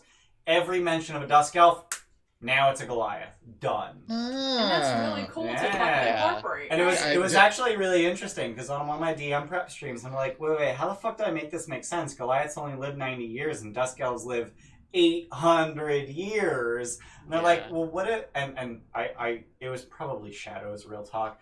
Someone in chat... Shadows. I was there for that. It was Shadows. You're real MVP. Shadows goes, well, what if Barovian Goliaths just live a really long time? I'm like, beautiful, perfect, awesome. I love it. Sell it, get it out of here. Sell it, go. I mean, why not just because? Yeah, fuck it, just because. Because I said so, that's why. Michael Bay's been doing that shit for years. Just cuz, man. Just fucking cuz. Shadows, God bless. It's fuck you, that's why. You're not in any fuck campaign, you, that's why. but you were so fucking involved in every step of the process. No, thank you, Shadows is Shadows, the real for MVP. continuing Bless to your fucking heart. be here. Yeah. I don't know why you continue to put up with us, but thank you. Why? We assholes. We got Yeah, but we're lovable. Wrong Cheerspiration from thing, Cunnilingus. I don't know what I'm doing. Give it to your... Abby, you messaged Nick, we're like, we're so close to our total, Yeah. please. Nick! There are 17 characters. Pick one. You have to choose one that's No, zero. right, It's gonna be one name. No, there's 17 characters and 3 DMs. Pick one. Give it to Amber. Roll a you D20. fuckhead. I have no idea what it is. Are you I feel like it straight? has to be someone who's here right now, though. Yeah, Alright. he's trying to do it for the speed runners. And Amber. Yeah. Amber, pick a character. No. Pick a character? No, I'm No, saying Shadows give it Amber. to Amber. Yeah, I know. Amber. Yeah. Alaris or Star? I have to see. Oh, Steph, why? Fuck. Alright, so Steph. Helios or Viv? No, Cunnilingus, 1 or 2. 1 or 2. 1 or 2. Just pick a number. So, What the fuck is So- happening? Shadows, you did miss something. We were just talking about how great you are. That's all. Thanks for We're done being with it, here. Thanks for writing read aloud text. Thanks for giving us all the ideas. Remember when we were going to talk next about our question? characters? Yeah, Next remember question. that? Hold on. I want. Oh god, this is hard. I got it. No, I want to ask Tim a question because I haven't heard from Tim in a while. So I'm not even gonna roll a Don't ask dice, him and that. I'm just gonna fucking Don't ask pick him you. that. Oh god. Don't Why ask can't I ask him that? him. Okay. Tim, where do you think the Odyssey campaign is going in terms of Orsino? Oh, he's the one that probably has the most fleshed out ideas out of Okay, all if it's of just us. in terms of my character, that's fine. I worded it like that. It's not on my That's fine, card, but I okay. said in terms of Orsino Yeah, that's because fine. I know you know how shit fucking goes, you bitch. Oh, I'm going Aww, not Aw. just okay, Chris. Thanks. Thanks for the bits. Thank you. I Alaris need or to Star? Need to I pull have up my to look at my spreadsheet. cheer. Yeah. I'm not entirely sure when it comes to Orsino. Like we've discussed, like we've kind of come to like the end of his epic path. Like he's fulfilled all the plot points along it. So it's just kind of the mess that's left at the end of that. So I imagine at some point there's going to be some form of problem with Versi. And there may be a complication in terms of, am I going to lose my powers and how is that going to be readdressed? Like if there is a not necessarily like a combat, but if there's going to be a meeting of the ways, and it's going to be like what the fuck is going to happen in that moment may determine what happens with him. But like my idea is he's going to talk to Aesop about this, see what Aesop kind of wants to do. If Aesop is kind of okay, he might start appearing more as Adonis. And other than that, it's just kind of like I'm just kind of here to fulfill the promise of the original Dragonlords without the shittiness. And that's kind of what he's here now. He wants to uphold. There's a lot of shittiness. Yeah, he's there to uphold the better part of what they were supposed to be. And what is the better part of what they were supposed to be? Yeah, he's just kind of going to deliver on that. So that's kind of no, what no, no. I'm asking you, Tim. What is the better part of what they were supposed to be? Oh, so they're supposed to be peacekeepers. Okay, that's what you got from them. I think so. Okay. Like, I think the idea was they were there to defend the people against forces they had no way of comprehending or escaping from. Like, to as far as I can tell, the original concept was these people are being oppressed. We should do something about it. And it may have just been a lesser of two evils because they've gone from one group of slightly tyrannical, powerful people to another group of slightly tyrannical, powerful people. But it seemed that they did have the best interests of the common people in mind. It just, power corrupts, and that's kind of where it went. Right. But from what I can tell from stuff about Adonis is that he definitely seems to have been that better part of the valor that they were supposed to have. And I want to keep that in mind. Like long term, I think like he has probably no real interest in maintaining being like a Dragonlord forever. So once Thylea's problems are mostly dealt with, if he can, I think he and Verdi, and if Aesop wants to go, they're just going to go retire somewhere. You don't think the Dragonlords need to be a permanent part of this world? I don't know. I think even if they do, for Orsino, it would be, okay, we'll train up the next generation, but I deserve to rest. Yeah, I deserve to rest. In my mind, even me and Yasena, because she was a previous one, like, you know what I mean? There's a kind of, it feels like we're the old guard who are trying to usher in the new lot that will do it. We're the dregs, just trying to make sure that whatever legacy we leave behind is not the one that was there before. Even though Yasena is not actually Yasena Ventrak. Yeah, it's true. So maybe for her, she will be. She could lead them if they want to. But I think for Orsino, it's, I'm going to fulfill the promise he thinks that the Dragonlords should have been. And once that is done, let's bring in a new group of people, and then I can just go and rest and have the time with my husband that I should have had after the last war. Yeah. So I mean, you guys are from the first series, and you're training the reboot series. Yeah, exactly. It's like I will say that Aesop is an elf. He's very long-lived, but Adonis was a human. Yeah. So, he would have been long dead by now. Yeah, so we've it's like a second chance to retire together rather than the pain that it might have been before. So I have some ideas for stuff I want to do, but I also don't want to like jinx it and say that I know what's going to happen, because Ian's very good at curveballs. So I don't know. It could be the fates end up like screwing with me. It could be I end up losing all my powers. It could be that Versi knows that I will die unless she sacrifices herself at the correct moment in time, and then that's going to question my loyalties and shit like that. So I don't know, but long term, I think he has no real intention of staying and being a Dragonlord forever. He just wants to go and be quiet somewhere for the time he has left, if we can fix everything. To answer not just Chris's I'm literally question. typing. Oh, all right. This is called Last Call because our entire stream is tavern themed. So Last Call is, this is your last drink. Yeah, get your last drink in. This is when we have very drunk conversations. Yeah. So the Gilded Troll is named. Yeah, the Gilded Troll is named after the tavern that our players named in our Waterdeep Dragon Heist game. So Troll Skull Tavern, Troll Skull Alley. It was actually Mike, who is not here right now.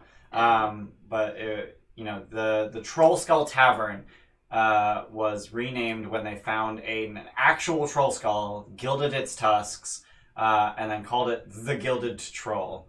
Mike, I'm here. Hi, everyone. He's here. He's just not on the call. Mods, yeah. It was all Mike. Mike, do you want to join the call? No, I mean, he's not. He can join the call and just fucking listen. I don't give a shit. Think he has a link. You want the Zoom link? I'll give it to you, baby. I'll send it to him. There you go. Yeah, Mike, donate to the Avernus speedrun. Yeah. Please Do the do. thing. We're less than 2,000 or less than 4,000 away. Here, Yeah, I'm sending Mike the Zoom link so he can join us. That's where it comes from. I did, you fuckers. Oh. I already rolled a d6. So, Snark and or Bayless, where do you think Strahd is going? Where is Snark going to end up in terms of the campaign? Where do you think? Yeah, what's your expectation? This is the part where Ian just sits back and laughs. Yeah, this is the part where I laugh at your horrible predictions. Yeah. Which, I mean, I did a little bit at Tim. What do you do? What does Bayless think is going to happen by the end of it? Or what does Bayless Snark want? think? Snark is going to end up. Where is he going to end up? Where does Bayless think Snark is going to end up? Yeah. And or where does Snark hope he ends up? Oh, this is a fun question. I'm proud of this one. Snark, honestly, at this point, and I think I've mentioned this before, like in the discussion chats or something like that. Between the loss of Dorian and Irina, Snark has taken things with Strahd way more personal than probably intended. But again, being a reactionary 6-year-old, he's taking things personal. That's just what he does. So at this point, he's kind of trying to find the best way to get in touch with the dark powers so he can just kind of be their weapon for their eternity and just torture the shit out of Strahd. Like, that's kind of what he wants, is just to kind of be an instrument of torture going forward. Are you going to make your thoughts known as Snark enough for someone to explain to you that it might not actually be Strahd? I don't, because I know that. I mean, I get how everything's working. I don't know. Can you just explain to me how you understand everything is working? As Snark. As Bayless. Oh, well, I mean, you said it yourself that there is Strahd. Strahd was given power in a way, but also he's being tortured by that power. Mm-hmm. So he's kind of caught in this endless loop of he got what he wanted, but he's being tortured for it. So it's really the dark powers that are kind of keeping us in play because we're fucking with that, right? We're like another instrument of torture. So I get it, but as far as Snark is concerned, Strahd's fucked with his whole life. And he had everything good going, and it just keeps going to shit. So he wants to repay the favor. And sure, I guess if things slow down and that conversation comes up, he would be willing to listen to it, especially from somebody like probably Gramps, because he considers Gramps the most educated in the ways of magic and, divinity and shit, Okay. But I'll just take my tea and leave. Sean's just you have one level in cleric, I guess. You have one level in cleric. You got as much cleric as him. Something. It's fine. You have one level in cleric. So Gramps does can he. turn into animals and shit. Yeah, but he but I've turns got into shit. As 8 far as levels in Druid. yeah, but you're also 453 years old. As far as it's true. 6-year-old Snark is concerned, and Nej is good at stabbing. Gramps is the educated old bastard. 126. That's what he knows. How I is don't know that. 126. Oh my Snark god. Those are Snark, crazy. Gramps repeatedly says, I am this old, I'm not running anywhere. Right. He's old. Right. We don't know how old Inej is. Yeah. I don't. You said it yourself. You played her very guarded on purpose. So 126 is a baby for an elf. That is a baby for an elf. Yeah, that's it early is. 20s. Yeah. I that's want to kinda say what I that's was going for. mid-late 20s. Transition. Jordan. That's kind of what I want to go for. Where do you think the campaign is going? Strahd or Frostmaiden, but I guess let's just talk about Strahd. Yeah, let's just talk about Strahd. And he's So not I here know to I've fucking talked laugh shit- at Also, Ian. it's so early in Frostmaiden that Yeah. It is Yeah. very early in Really Frostmaiden. early. nobody has a Strahd. fucking clue. Strahd. I've talked to Ian about where I want Gramps to end up, and I don't want to say anything about that. Okay. Man, I don't know. But where do you, Jordan, expect it to end up? I fully expect there to be a confrontation with Strahd, probably in the near future, based on things that have been said. I know Andy has mentioned Rubek wanted to go to Ravenloft, and Strahd has mentioned that if we go see Irina's resting place would be the last thing we see, or something along those lines. If you pay your respects, it will be the last thing you do. Yeah, so I was very happy with that line. Yeah, so that's like, not ominous at all.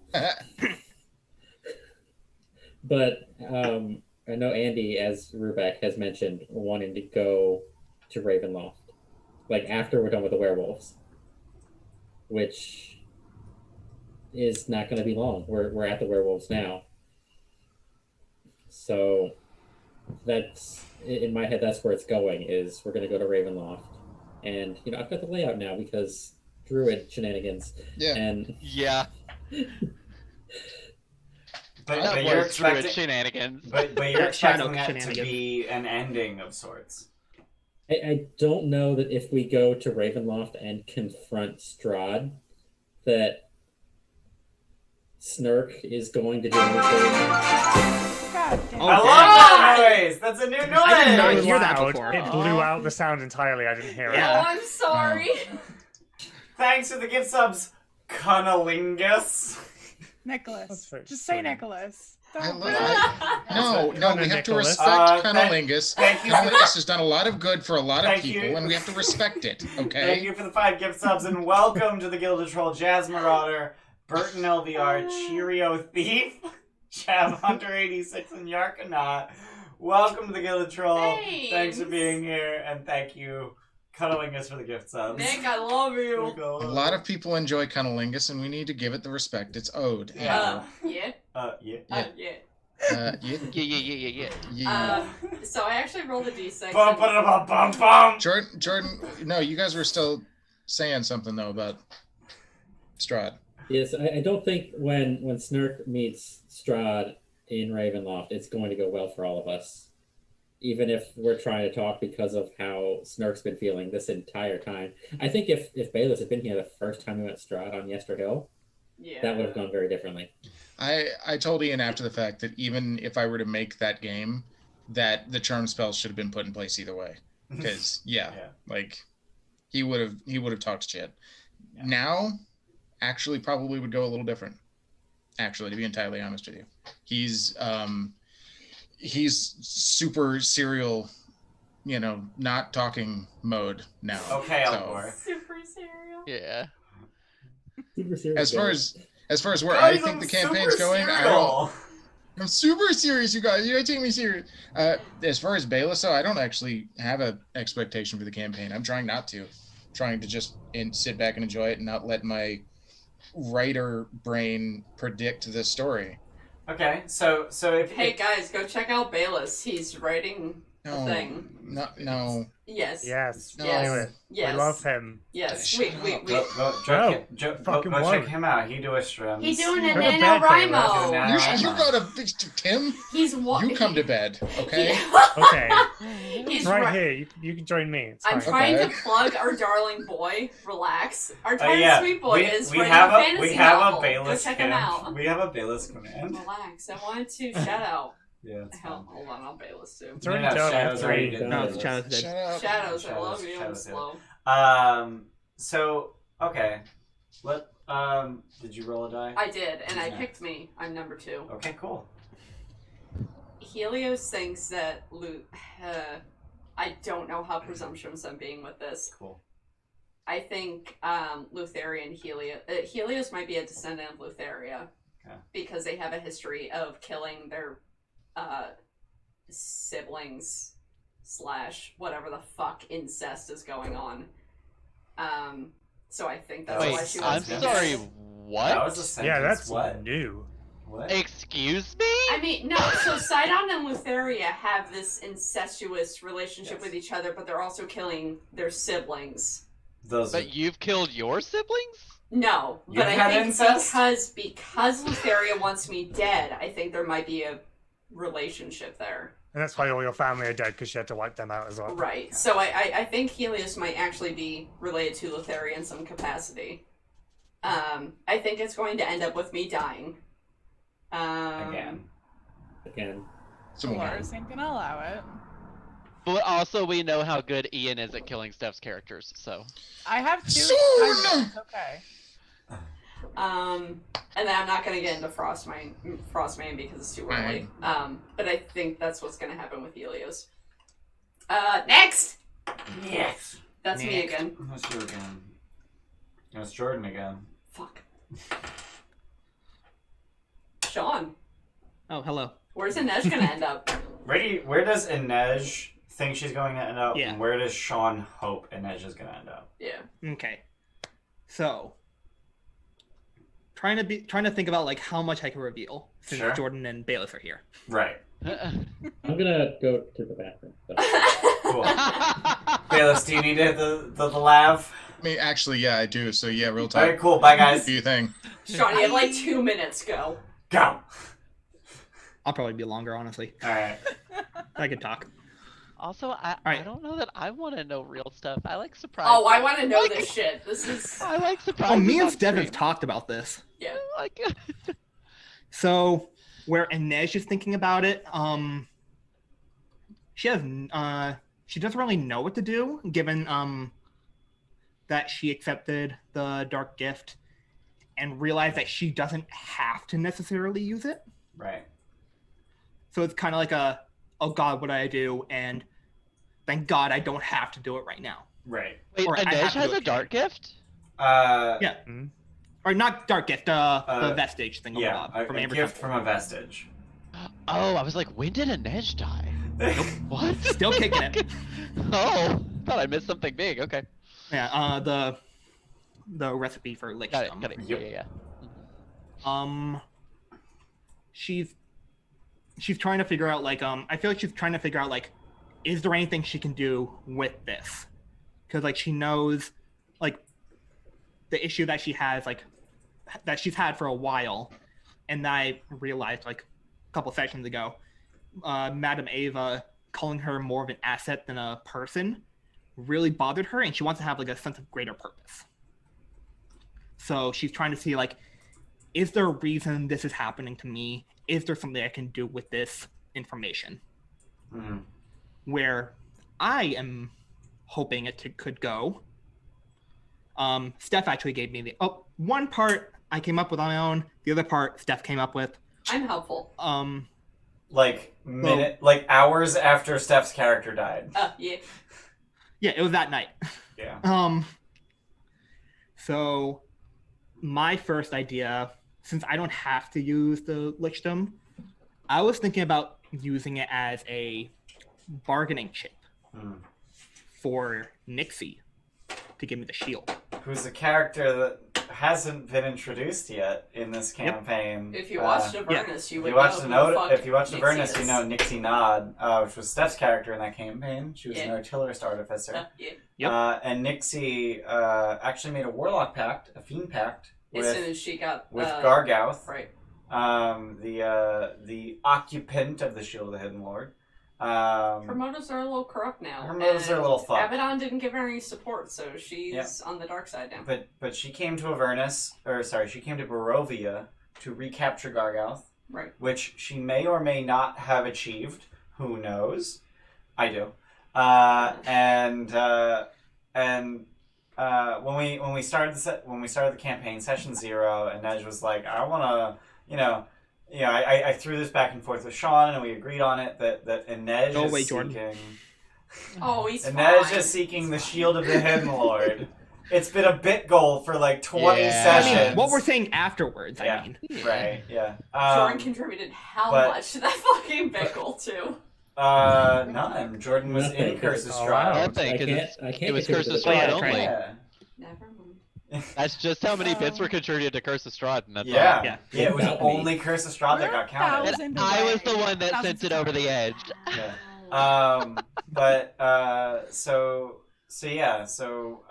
Inej now will, since we hit that bit goal, at some point discover. She doesn't know what's going to happen. Yeah, no, Inej doesn't, but Sean does. Inej will at some point discover the Shield of the Hidden Lord. So Sean is hoping that he can leverage some information that Inej has to maybe trade for that shield. That was another motivation for killing Irina, so I could play Nixie later. That's true. Hey. Ooh, yeah, that's right. That's my character, bitch! I was curious because Arena was still alive when we went over the pickle, and I'm like, Yeah. how's that gonna work? I wanna play Nixie. So this is a thing that always happens with me. Anytime I want to kill, like story-wise, kill a character or a PC, it always takes about 6 more sessions than I want it to. As we saw with Torash. Kill me, Dungeon Daddy. Kill me. Yeah, okay. I'm gonna go to the bathroom. I don't know why he gets And, weirded out when I that- call him Dungeon Daddy. Like, what the fuck? I'm his wife. Yeah. We only need 972 bits. It's not weird. You guys are married. And Thank you for the probably- cheer. Stop! Gnorst. Gnorst. I'm pretty sure it's just More like Norst. 1500 bit. Gnorst. Hey, We need Gnorst, if 1 you've got any point. more Read off for the channel Flip points, you Queen. could just pump into the Yeah. speed Avernus. run. Treat off Read up for the Fluff Queen. Who? Oh, Trita. So before I get a Retrito, who didn't go yet? Scorpius, Alaris. I think it's I mean, just. I didn't finish and- yet, Tim. but No, Tim already went. Tim was Yeah, Well, yeah, first. Tim Tim first. First. So Incidentally. Evans. Also, but Sean was just saying he wasn't done. Oh, I'm sorry, babe. I'm I far only talked wrong. about the part I thought of. Okay. Did you talk about how you made a deal with one of the Dark Powers and we're not supposed to know that because it's totally a secret?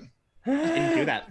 You bitch! Okie dokie. Sus. I'm just gonna I say don't know that. if I don't know if I should reveal like what me and Steph were talking about.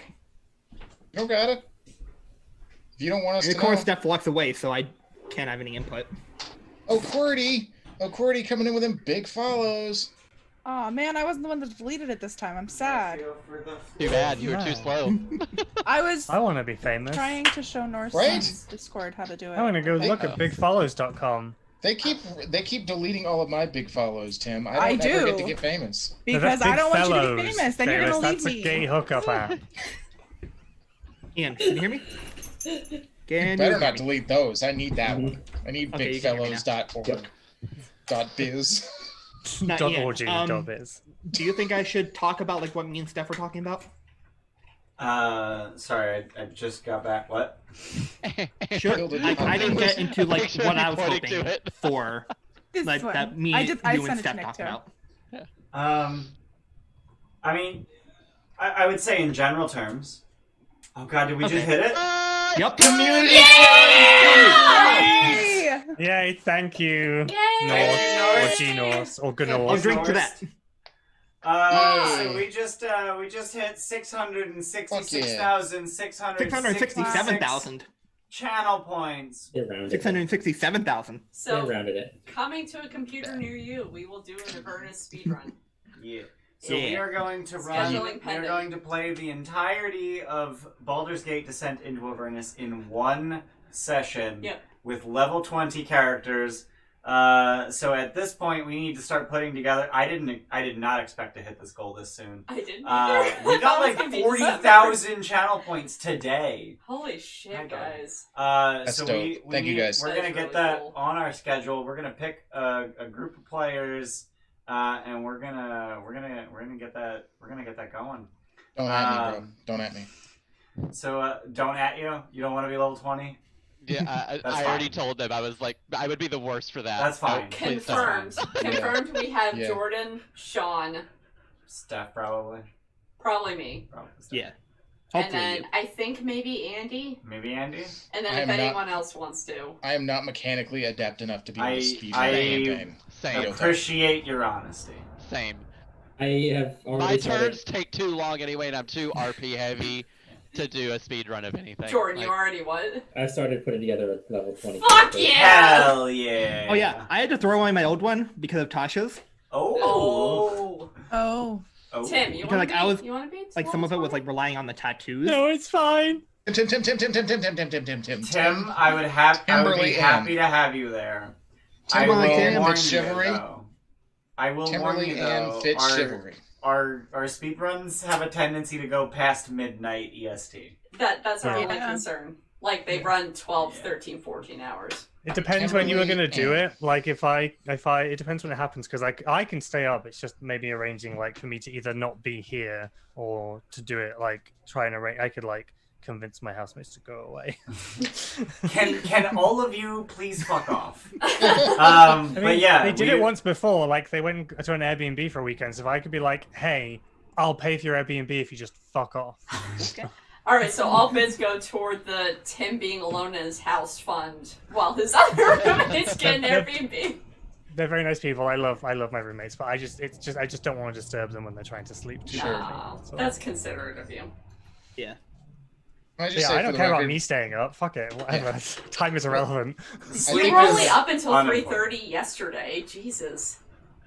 Or this morning. For the record, I absolutely love that Jordan is uber prepped with all of his characters always. Yeah. That's Like, just when we put- Jordan. When we Oh, put yeah, so together am I. when we put together when we considered the idea of the TMNT one shot, like me, Jordan, and Sean were already like, "Hey, we started building characters. Is that cool?" Yeah. I think I'd made like a Discord chat just to see do you guys want to do this? And all three of us were already like, because we started making characters. I mean, I think I I was shared in that one a too. D&D Yeah, Beyond yeah. campaign because I had bought the Portal package Yeah, you did. specifically so I could make a character. You guys are so fucking dedicated. And then I just homebrewed a Teenage Mutant Ninja Turtle anyway. Yeah, well. TMT is coming. TMNT is coming back. I don't know in what Fucking capacity and I bastard. don't know when. Yeah. But that is coming back. I've been fooling around with maybe like swapping out people too. Like Yeah. have a rotating door of people who just want to be in a TMNT one shot sort Oh, of that would be thing. rad, yeah. I be a am Power still Ranger. gonna push. I was about to say I'm gonna push for a Power Rangers one shot. Just throwing that out there. Yeah, Scamming it. Bayless is gonna DM that one. Yeah. That was very I'm scheming it, Oh my god. and I have do players in something like mind Shattered already. Great. Obsessed with That would Power be Rangers when I was a amazing. kid. Like I obsessed. have players in mind already. I'll just say that. Shit. What the fuck So, yeah, were we talking my plan about for before that? Strahd. There you go. Oh my god, you're still not done, Sean? He never even got a chance to restart. Yeah. We Chaos. talk too much. I'm sorry. Not sorry. So I will be brief. I think my plan is that Inej might have a solution for disconnecting Strahd from being a Dark Lord. Okay. That's Okay. all I'll say. Okay. And the DM's just gonna do with that whatever the fuck he will. Who didn't answer? Scorpius didn't, Hopefully it works. and Alaris didn't. So evens odds. That's an even. What the fuck, Die? You have not rolled an odd number yet. Okay.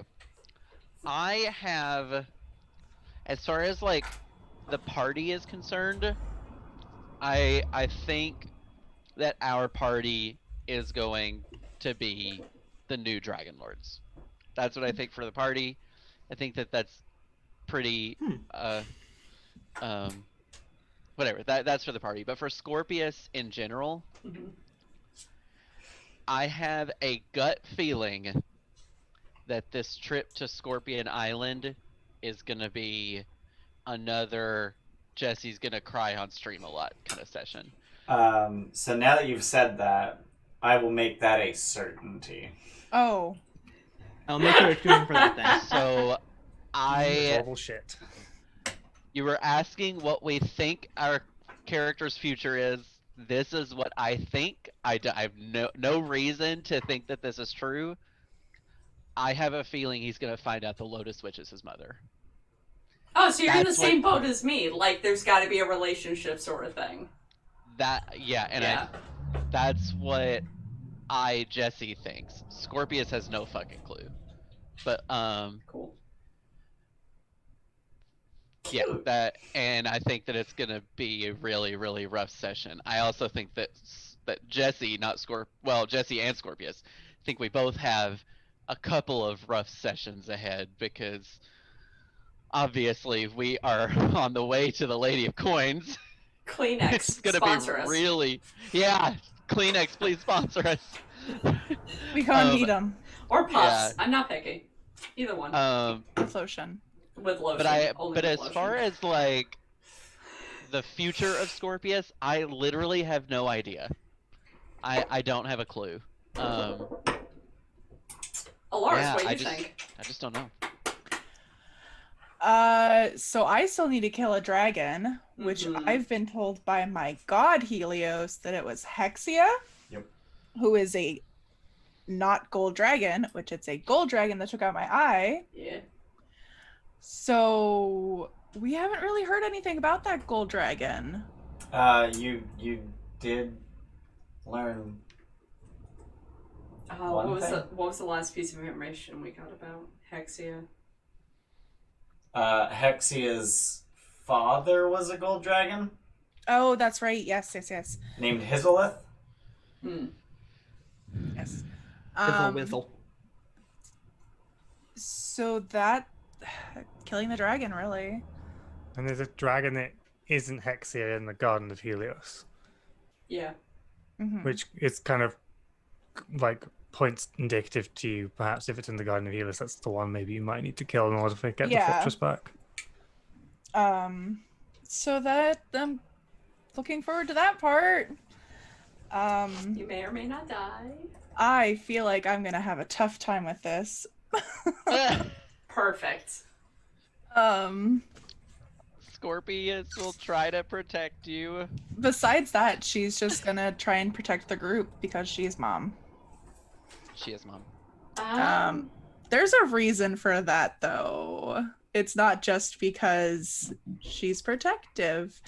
Nymphs are protective because they think you guys are pets. Oh, yeah, I do remember that. That's a nymph thing. That's a nymph thing. Yeah. So, yeah. You guys are her pets in her mind. Even though I'm older than you. It's besides the point. I think I'm about the same age as Alaris. I think we're both like You're both about 300, 200 or 300. Yeah. I mean, Scorpius hopefully has a very long life ahead of him because he is a baby. And oh yeah, you an elf, or you used to be an elf. He was a wood elf, and he was 17 years old when he got transformed into a Medusa. And that was like 5 years ago. 5 years ago. So that is hopefully Scorpius has a very long life ahead of him. But you were raised by a human society, so 17 was like, all right, time for your rite of fucking passage.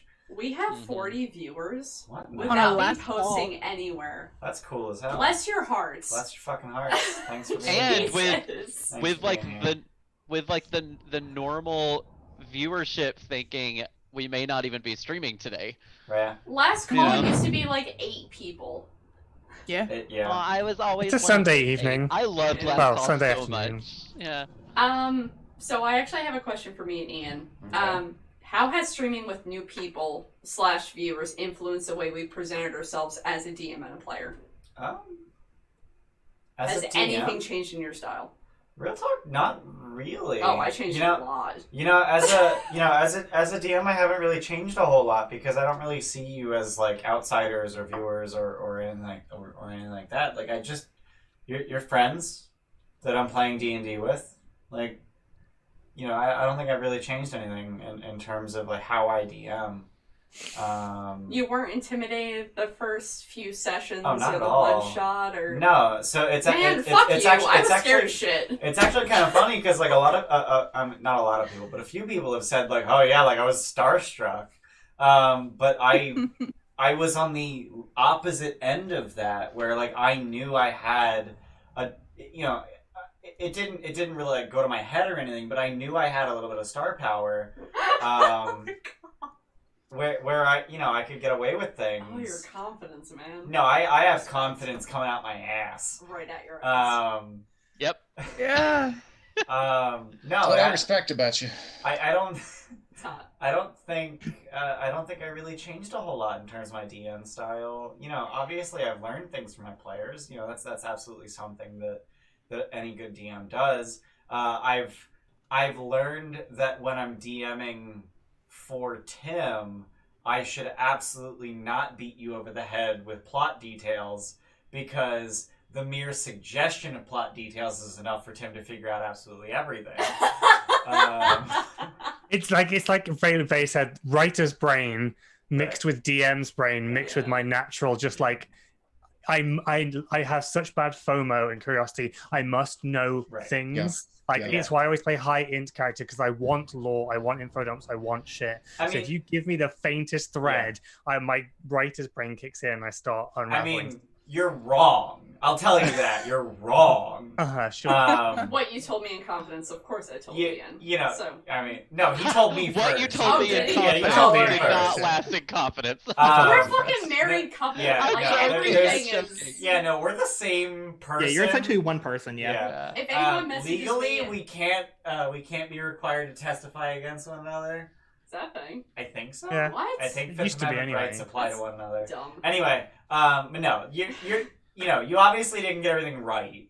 And I But imagine you've changed lots of stuff anyway, like reacting to shit. Absolutely. So but he changed a lot of shit after you guessed it. So probably that you can't be I right. wouldn't But- put it but- past him. I but- would do it as a DM. But the fact that Yeah. Tim even had guesses surprised me. So Have I've you learned met that Tim? for Tim, Have you met Tim? I mean, I have I'm working now. on new stuff now. I have I'm Conspiracy very, Mark I'm 2. very curious what Conspiracy Mark 2. I have Alex? new hypothesis now. I need That to know new your new board behind you. hypothesis so I can ruin it. No, the board is just off the side with all the red string Got on it. it. So Carol. He's just that person with this thing. I gotta talk to you about Pepe Sylvia! So you haven't changed your style at all. I don't think so, no. As a player, I'm a total chameleon when it comes to whoever I'm It's playing true, D&D with. yeah. So Which is why I love her, and that's why she's in every single one of my campaigns. yeah, I thought it was just because I'm wife, but it actually turns out he actually thinks I'm a good player, which is surprising. you have a lot of appeal. Thank you. X appeal too. My wife. My wife. So My wife. I tend to adapt No, to my wife. anything, any party that I'm put into, right? So most of my campaigns have been with Luke.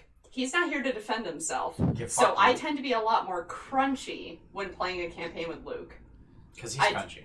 So when I started playing with Odyssey, because I didn't start immediately playing with Strahd, I found myself role-playing a lot more, which is really good for me. Which I will say, Luke is in that campaign, but since it's a 6-player campaign, Luke's influence is smaller than it was in, Right. for instance, Dragon of Ice Fire Peak that had 3 whole fucking players. Yeah. Luke Yeah. drives campaigns, Luke, which is totally fine. I'm more than okay with that. But Andy actually messaged me recently when Viv was having a breakdown in Rime of the Frostmaiden after Real talked to her by herself. I think it was the last session. Yep. And he commended me on my role playing, and I'm just like, I wouldn't have done that with another group. Yeah. Right. You know what I mean? So I role play better. I initially started filtering myself a lot more. I'm glad I don't anymore. Yeah. But I definitely wanted to appear that I was a better D&D player than I thought I was. But I would say, I do want to sort of qualify this, that you didn't change the way you play because you were playing with people who were viewers. You just changed the way you play because of the way that the people you're playing with play. No, You're just around different players, not specifically. It's just different players, not because Yeah. they were No, viewers. there was definitely a feeling of need to impress. Definitely. But was that because it was viewers or because it was new people? Viewers. Really? It's Oh. like, these people watch us. I mean, we all applied to play with you. That's but, true. Yeah. But like, yeah, like they literally had already seen you playing. Psychologically, I'm a Okay. people pleaser. All right. So I wanted to appear more mild so I was Respect. more likable. But now that I'm the asshole that I always was, that's better. Aw, you're one of my favorite assholes. No, I changed a lot in my play style when we first started playing because I wanted the group to like me. Absolutely. Absolutely. Your Amber opinions mean a emoji. lot. Not gonna. What did you say? Amber emoji. I'm just not gonna.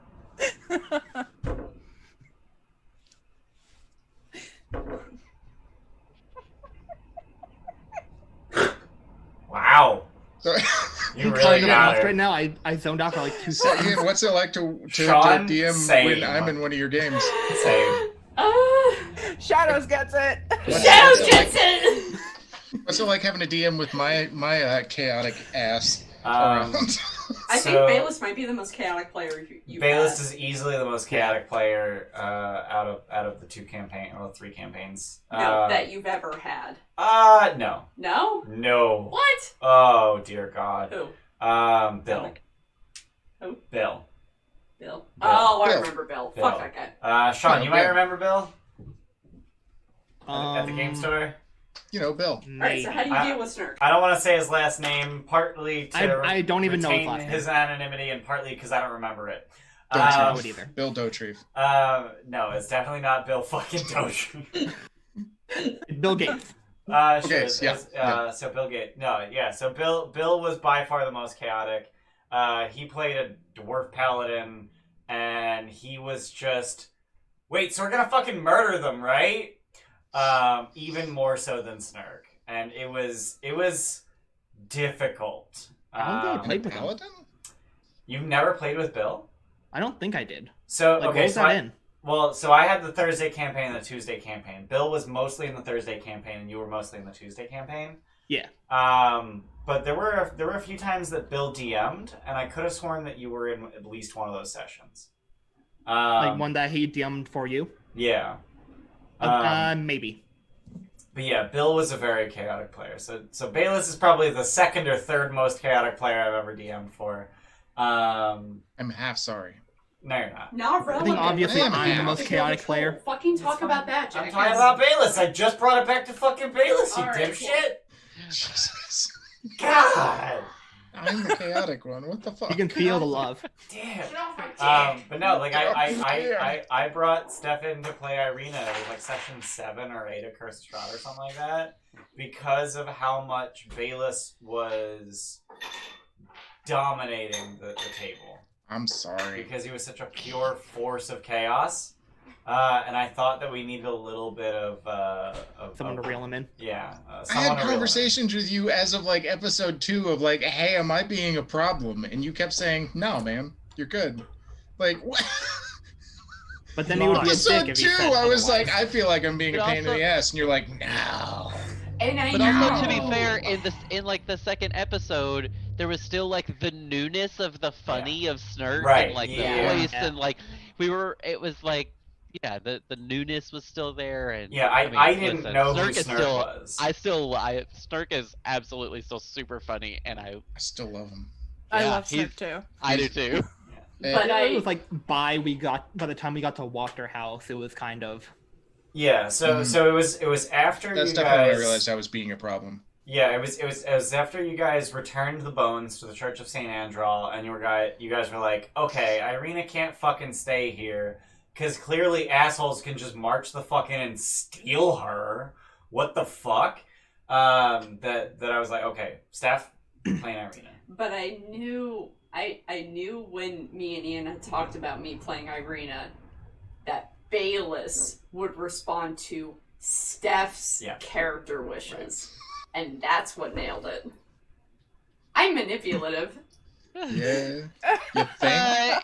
It's okay. My character completely kind of dictated some of your backstory against your will. It's fine. It's fine. We're all manipulative assholes. Yeah. I mean, a DM's job is to cater things and change things as players respond to things. No. Just say it as it. Just tell it as it is. What? DM's job is to manipulate the players. Yeah. Into having a good time. And if that involves... That's the DM's job, is to manipulate the players into having a good time. If that means NPC PCs that later die... I like then it's totally NPPC. appropriate.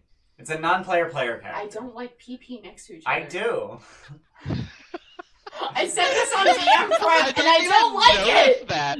I didn't even notice that until Steph pointed it out. I don't want to be a PP. I need my emotes. It's an NPP. Shadows, can you deliver? I need my emotes. Start making the quote. Okay, we're good. Start making the quote. Christian, I don't need this! I don't want to be PP Steph! Please, someone quote it. I don't want to know how. be PP stuff. I'm on it. Okay, thanks. I was about to do it. What?! What's the next question, Steph? Hold on. Is it this stack? Yeah. Fucking don't whip around my cards, you fucking jackass. Fucking my cards. I'm the host. Mom and Dad are fighting. I love you guys. Like it. Oh, here. So Mal, I'm mostly out of character questions. Relax. Thanks. Brandon. How many of you made the transition from table to online with us? And like, what are the hurdles of being online, and what are the positives of being online? Go. Should I roll a die? Yeah. 1, 2, 3, 4. Tim. You knew Okay. this was a possibility. Yeah, I just didn't really listen to the question. No, I did. Do you need me to Okay, reread it? Is it specific to this, or is it in general? How many of you made this transition from table to online with the Gilded Troll?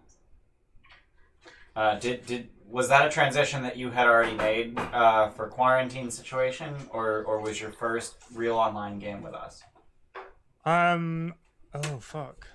No, I had definitely done it. So I am part of an organized guild of tabletop RPG players. It's not all D&D, and we would meet every week on a Wednesday evening at a local community center. We had a table set up.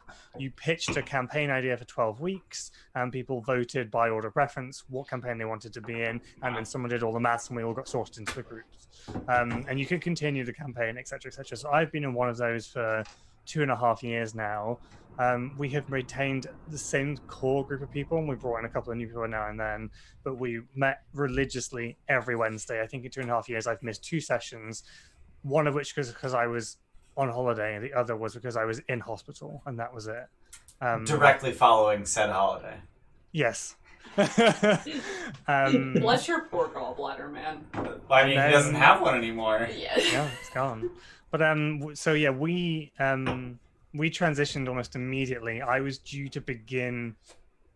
We've been leapfrogging 6 months at a time so that me and another DM don't burn out. We were doing 3 months, we're now on 6 months, which has been fine. So I was due to restart the second block of my Avernus campaign right when quarantine kicked off. So we just transitioned straight into online, and it's been fine.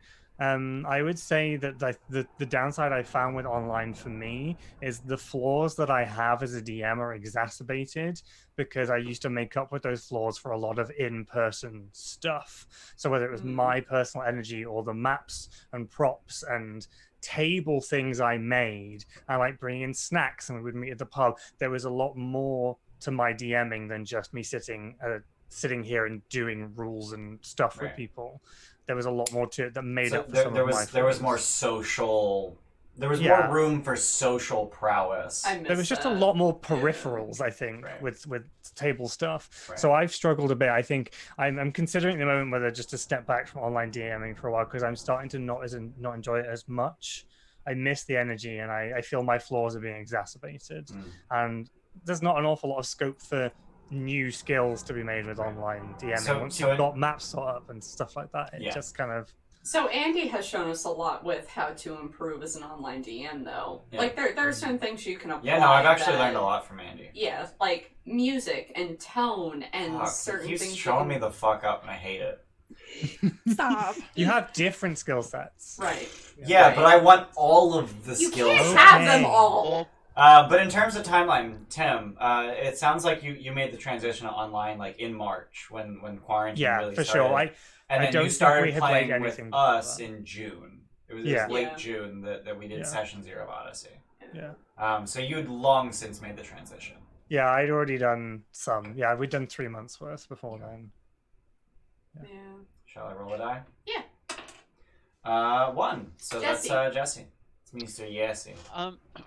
So whenever before quarantine started, my home group, we would play in person but online. So like we would sit around a living room and we would have our laptops out and we would use D&D Beyond character sheets and Roll20 and so in person Foundry. But with a VTT. Correct. Gotcha. And for those of you who don't know, VTT is a virtual tabletop. So there's no actual table with miniatures and dice and whatnot. You use a a virtual tabletop with tokens and maps and all of that. And then, well, in one of my DMs, we would go over to his house, and he had a projector mounted on the ceiling above the table, and so he would put a whiteboard on there, project the maps on, and then we would use minis. So that was like, but I never I've used always wanted to do that. That's rad Like shit. I've wanted to get a projector for the So ceiling if and I can project give- onto my table. If I can give any advice from that, rather than get a projector that goes down, embed a TV in the table. I also have tried that. Yeah. So I was not a huge fan of that for streaming because the TV has a lot of glare problems for the camera. yeah. Yeah. Well, but with the projector, you have lots of shadows everywhere, and Yeah. but so what that DM has said that he wished he'd done was get like a cheap 32-inch TV, put it bought in the one table, just for and that. then Yeah. put Yeah. plexiglass on top of it that you can do dry erase stuff on. Yeah. But either way, but so like I have very mixed opinions on going to online. I'll start with the downside, so I end with the upside. Okay, cool. Start with the downside so I can learn what to fix. Well, no, there's nothing you can fix about it, Yeah. really. Shut up. Because I'll like fix it. what I miss is physically sharing a room with people. Like I'll find a way to fix it. Oh my god, relax, buddy. Oh my god. Okay, so this is where the island comes into This- play. yeah, Yes, right? we're gonna get the So- Gilded Island. So that's what I miss, and I'm sure that's part of like Yeah. I live alone, so I never get that, and Yeah. you know, and I work Why in are a you very hugging small me? atmosphere and everything. So like, but also at the same time, because of quarantine, having you lovable assholes and you know whatnot to socialize with and everything on a weekly basis has really helped my mental health through all this. And Same. Same. I wouldn't be here. yeah, I mean it's Oh. it's kind of crazy to see like what streaming in general, specifically the Gilded Troll, has done for my mental health, like through quarantine and being alone and locked up and everything. I don't know, it's helped a lot, and so I'm super thankful for that. But I do miss being in person. Yeah. I miss being in person with people. I never did like we never had our own personalized minis, or we never like did any of that stuff. So I've never experienced that. We did every campaign. We pitched together for a group's Hero Forge minis order. We had our, like you have your art, like you have the routines, like the rituals for each new campaign. We had the same thing. We used to buy all of our miniatures from Reaper Mini, that we would all go in together so that we could save on shipping costs, because there's like if you buy $50 worth of shit, you get free shipping or whatever the break point is. And then eventually I got it was not even eventually, it was literally for Dungeon of the Mad Mage that I finally got a resin 3D printer, which was high quality enough to actually print player character scale miniatures. Like before that I could only print larger creatures, but now I can print medium creatures on a resin printer. And then we did that, so we would buy the models from Hero Forge, and then I would print them. And then quarantine started fucking immediately. Well, yeah. Like, so for that one campaign that we actually used minis, Moses, or as you guys know, Horrible Tomato, who's been in our chat a lot. Moses. He's actually one of the people who introduced me to D&D. He was really great, and for everybody in that campaign where we used minis, he gave everybody like a $10 or $15 gift card to Hero Forge so they could design for Christmas. Yeah, that was his Christmas gift to everybody. And so when that happened, I was like, oh, I'm gonna start like looking into 3D printing. So I got that resin 3D printer. Oh yeah, you have the same printer I do. It's Anycubic Photon. Yeah, and I got that in the mail 3 weeks before quarantine started. It's funny because my printer broke 3 weeks before quarantine started. I was going to order one for July for my birthday, and then I was like, I'm so glad I didn't.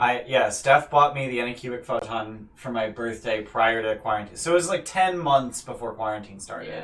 I want one for non-D&D reasons. You what? I want one for non-D&D reasons. For Just so I why? can make For printing dildos? Yes. Yes. Duh. They're not No. safe for that. Don't do No. that. No, I want to make 3D models of the things that I draw so that I can look at them in person and go like, wow, I'm terrible at this. That'd be Cool. really cool. That would be Shit. cool. Sorry, I had to throw it under the bus like that. Yeah, no, it was low hanging fruit, and you went for the nutsack. I get it. You know what I mean? Like, Bayless is one Duh. of our dirty friends. Actually, Yeah. all of our friends are dirty friends. Yeah, I Say don't what? I don't remain friends with people who aren't the dirty friends. Shit, I was going somewhere with all That's this. that's me. I'm done. Let's go. Roll a I die. love you assholes. That's That's a what it three, comes so down that's gonna to. be Jordan, what was your D&D experience like prior to quarantine? So I'm in two What was other your groups, transition? and we had kind of finished something shortly before. We had finished TOA Hmm. shortly Ugh, before. brutal. Oh yeah, no, I went through 4 Ugh. characters, and I tried to get minis for each one of them actually, because that's just how I am. Oh. One of them lasted 2 sessions, so there's that. I've had that before. Oh no. Yeah. But TOA is we had brutal. kind of stopped. I don't even really remember, honestly. I think we had started transitioning to, or trying to figure out how to transition to online. And I don't remember if it was with you guys or before or after. Honestly, I don't remember. It's just all kind of a blur. This whole year has just been a blur. Yeah, I mean, the timeline for everyone here with us is essentially the same. It was sometime in June that we did all of the non-streamed one-shots with the Curse of Strahd group and the Odyssey group. I ran Wild Sheep Chase. Which was something I was going to run for Ian for his birthday, and then he was... But I said I had already read it, but I hadn't actually really already read it. It's fine. And then I was like, but I ran that for both groups at some point in June, and then we started both of our campaigns late June. So that was our first session together, and it was all online because it was, not only is it post quarantine, but also none of us live anywhere near each other. No. I mean, like, Tim is 5 time zones away. I mean, Sean, shut up. Sean lives in the next city over, but that's fine. As I gesture with my chin in Sean's general direction. One is in the same state, one is one state away, and then the and other then 3 are One's a country away. Yeah, Tim's an entire country away. Anya's on the other side of the planet. Yeah. Bayless is on Pluto. But actually, Pluto's not a planet anymore. Yeah, fuck. No, I thought they call it a planet, renamed yeah, it a planet. Wait, did they re-planet Pluto? Yes. I They think had they made did. it not a planet, then they made it a planet, and I think Pluto it's back in the planet not again? planet. Yes, But no, us also- Plutonians spoke up and we demanded it be a planet again. It should also be As people. Pluto now, however, though. Did you say Pluto? Because it went blue. What? Georgia. Are you fucking with me? I got you. I I got you. understand what he was I saying. just I googled is appreciate Pluto a it, planet Tim. again, and I found an article from the University of Southern Maine titled "Is Pluto a Planet Again?" written Hey. 3 days ago. Hey, guess what? Not relevant. Yeah, I know. Where were we? I mean, it's Bayless's home, so. Yeah. We were talking about Yeah, gee, distance. thanks.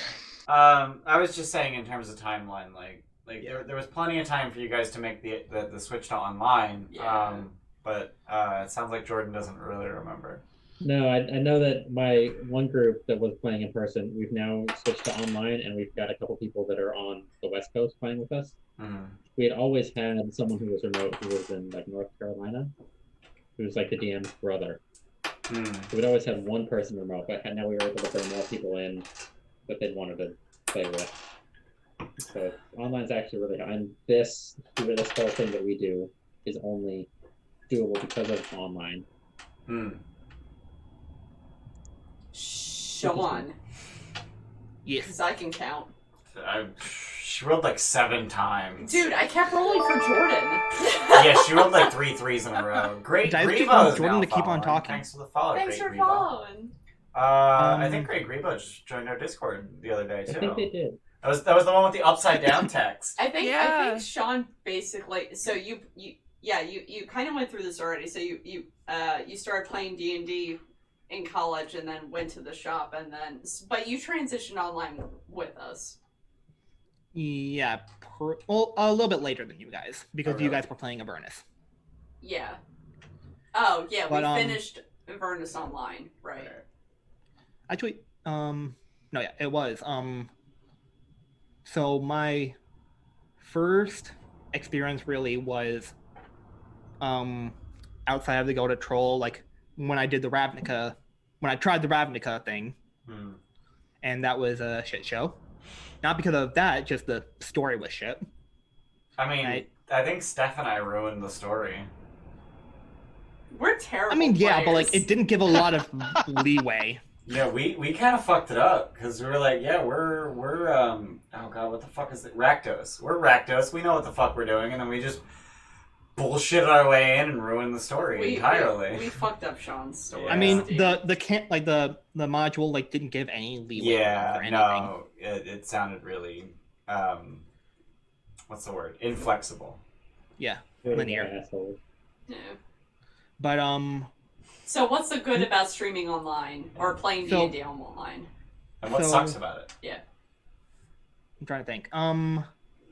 The good is obviously I get to play with all you guys. Get to expand, like play with people you wouldn't be able to play with normally. Mhm. Like for like one session, like the one campaign I'm running, I'm able to play with my one friend I went to school with in Wales because like she's from North Carolina. Like I wouldn't be able to play with her again if not for online. I like from a DMing standpoint, I do like the virtual tabletop because obviously I don't have to invest in minis or anything. Right. Because that gets expansive. Meanwhile, I have a collection of 1,000+ fucking minis that I don't get to use anymore. They're just expensive dust collectors now, Ian. They don't collect dust. They're in cabinets with doors. They're closed, and they've been closed for 3 months straight. There's no dust in there. Sell them for drug money. Can we at least get you glass doors so that you can at least see them? I have. We've shopped we've extensively for shopped. that. Yeah. And No I'm one a really cheapskate. No one really makes good glass cabinets. IKEA does. There's not enough shelves in it though. Well, no, like there's IKEA shelves. They have like 4 shelves, and I need like 9 per fucking cabinet. IKEA. Because I have a shitload of minis. That is the biggest thing I hate about this is 4 shelves, and each one of them is like. Is that the IKEA one? Oh yeah, you have it right behind you. Yeah. The Detolf. Yep. Yep. Yeah, that's 4 the one we. shelves. That's the one we keep looking at. And it's 4 like it's shelves, 4 each one of fucking them's shelves. They're like 14 feet. They're like 14 feet tall. He Yeah. was able to name it off. Have you met Ian? I've looked at it so many times. So Yeah, no, you can 4 can shelves, get the 14 I know feet you tall, can like, modify them. I'm not willing to put in the work. Oh, That's I'll something put you in the brought work them. for you. Do you want to do that for me too? Because I've got a lot of unused space in this baby. I just looked it up. It's IKEA Detolf. Wait, I thought Jesse was coming to the Gilded HQ this weekend. He is. I am. Yeah, bring a bunch of Detolfs with you and Oh, the I extra thought- shelves and do the thing. Oh, this it's coming next weekend. Yeah, Wait. not this weekend. Oh yeah. It's this coming week. Real for talk, if you Thanksgiving. all COVID test yourselves. Yeah, if you get a fucking COVID test, I will you get a COVID test. happily yeah. Just have come you over here. We're doing Friendsgiving on Friday. I will have If you get a COVID test within I don't know what 24 and then hours, quarantine yourself. and then yeah, fuck.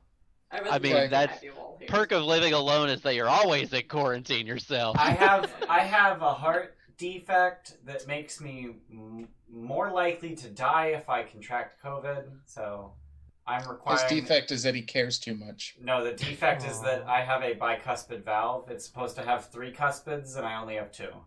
Because you care so much. Shut up. Oh my god, He Bayless. gave the third one away. Bayless, If you Friendsgiving know, was this weekend, I'd be able to come. you know, yeah. Bayless, you know, and all of our viewers know that I don't give a fuck. Yeah. Not true. No.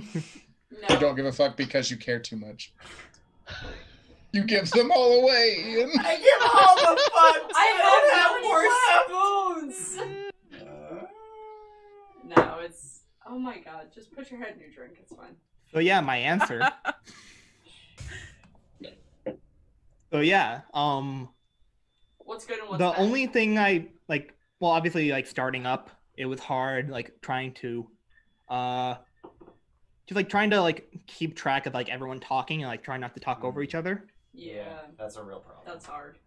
And the only I slowly got used to it, but like the only problem I have now is like it's nothing against my brother, but like my brother being in the next room. Yeah. Not Like having he'll be watching Not TV. living He'll have alone. Yeah, his, Jordan's brother isn't even in the next room. He's just the same room watching fucking football. No, it's really hard to. Go Gators! Oh my god, relax. Is your brother a Gators fan? No. Dolphins. Dolphins. No, it's really hard to play Sundays D&D is online. professional football, you know. Saturdays is college. Because I fucking know. It's really hard to have your own space for D&D, like when you have a mixed living situation. Yeah, I'm legit trying to move out by August so that I can continue to play into whatever time I want without disturbing anyone. Tim, move in. Tim. No, if I you would live never. in a trash country, I sure. would never subject Tim to America. I said it right this time. Yeah, you did. If you lived in Canada, fine, no Yeah. questions asked. I'm packing my bags, bitch. We'll move to Niagara Falls. So The Canada side. Yeah. No, the Canada the side good is side. nicer. Yes, You Jesse. wouldn't move down to the south to No. No. No. I'm South sorry. is worse. None of us would ever willingly move to the south. As somebody no, I who would. left the Okay, I'm South, coming. But that's No, the it's Bible awful. Belt. So Yeah, to it's the Oh, I'm south aware. is My much family's easier. there. I just learned how to ignore them. Oh. Yeah.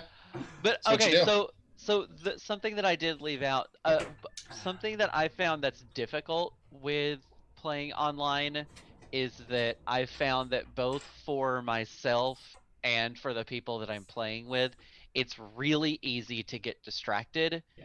And like whenever you have like browsers up, it's super easy to just like open up a new tab and look something up. I'm not and, doing like, that right now. It is literally fucking. It is muscle memory for me to hit Control T R Enter, Yeah. and that'll just Yeah. open Reddit. And I've done that like a dozen times during Frostmaiden, but I've gotten literally nowhere before realizing that what I've done Right. and just closing it. But Right. it's so easy. Yeah. It's like this scene doesn't have anything to do with my character, so I'm just gonna turn my attention to something else. The stream. Yeah, That's my default. yeah. is the Usually, stream. I'll go to the Yeah. stream. I'll check how the stream is doing. I'll look Yep. at chat, blah blah blah. But then nothing's happening there. Like no one said anything in 12 seconds. So I'll open Reddit because that's what I fucking do when my mind Right. wanders. Babe. Yeah, so I've found that like the easy access for distractions has made things I'm just gonna talk through that, okay? Just keep going. Just keep going. Roll with keep it. talking. Just roll with it. But the easy access for distractions I've noticed not only with myself, but I've noticed it with the people that I've played with online. Yeah. Like you can see when eyes wander to different parts of the screen, and you can like I don't know. It's made that is it's a really hard part of playing online. I have for me two personally. players that sit on their Switch while we're playing, so. I mean, I've had a me, player that was that- literally on a personal call for an hour during a session. To me, that's inexcusable. But I don't know how much of that is. I don't know what part of that is that we're streaming. Because I made the transition to online while streaming. I've never played online outside of a stream game, with the exception of the two pre-stream games that we play with you guys, just to make sure that the parties get along as people. To chat, I'm going to give Samus, the Floof Queen, a treat off stream because she's tired and she needs to lay down while she has her her poor treat. baby. Okay, bye. So like I don't know what part of that is we're streaming, pay the fuck attention. But I feel like as a DM, it's a little insulting to know that someone is playing another game while they're playing D&D. Like, this is as much a game as it is a social gathering. And, if you're out at a fucking bar with a bunch of friends and one of them is just playing their fucking Game Boy in the corner, you're not gonna want to hang out with but you're not gonna hang out with that guy anymore. You're not gonna invite him out the next time you go to the bar. You know what I mean? Well, Like, I'm not even so I kidding. think Every that- time I left the house, I would have a book and a Game Boy on me, and no matter where we went, I would just find a corner, be like, bye. I wanted to be invited. I just didn't want to be involved. So I would just Like, sit so and read a I book. think So that- I've taken a book That's a to mood. nightclubs before. Ugh. Oh, that's hot though. That I is would kind of hot. automatically. Yeah, go out for of night anyone in the reading. room, I would have approached. Right. Yeah, I'm vibing on that. I'd But I sidle think- up next I to think you. that- What you reading? What Yeah. you read? And I'd be like, a book. What you read? Because you're in a nightclub, but you can't. Tim, you have no game. Hey, I what- know. What book is that? That looks A good cool. one. Maybe if you stop talking to me, I can finish it. Okay, I'll be over Like, here. a book. Tim, if you Walked were away. straight, I swear to God, if you were Tim, If since only you you're were gay, I swear to God. But No, I, no, but yeah, I no, think that I there, get that pain. I get that pain. but a lot. there are some things that like I can't really blame players for. Like if they like quickly like open up a new tab and look at Facebook or look at Twitter or something, I can't really blame them for Yeah. their mind wandering in little bits like that. No. But being on a personal call for an hour, playing another game on a console, something like that, I think is completely disrespectful. Being on But, stream is like- good for discipline for that, though. Like, Yeah. I'm much more Yeah. like to be engaged Right. with stream, whereas if we're off, Right.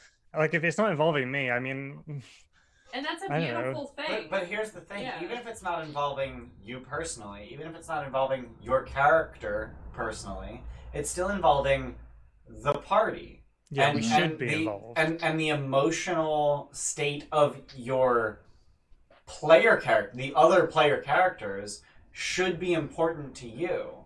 So, Right. like when when Helios is having an emotional struggle of some variety, Orsino should care, or Tim should care about that, even if Orsino isn't involved in the Tim scene. should care about Steph. Tim enough should to care be about involved. Steph's. Yeah.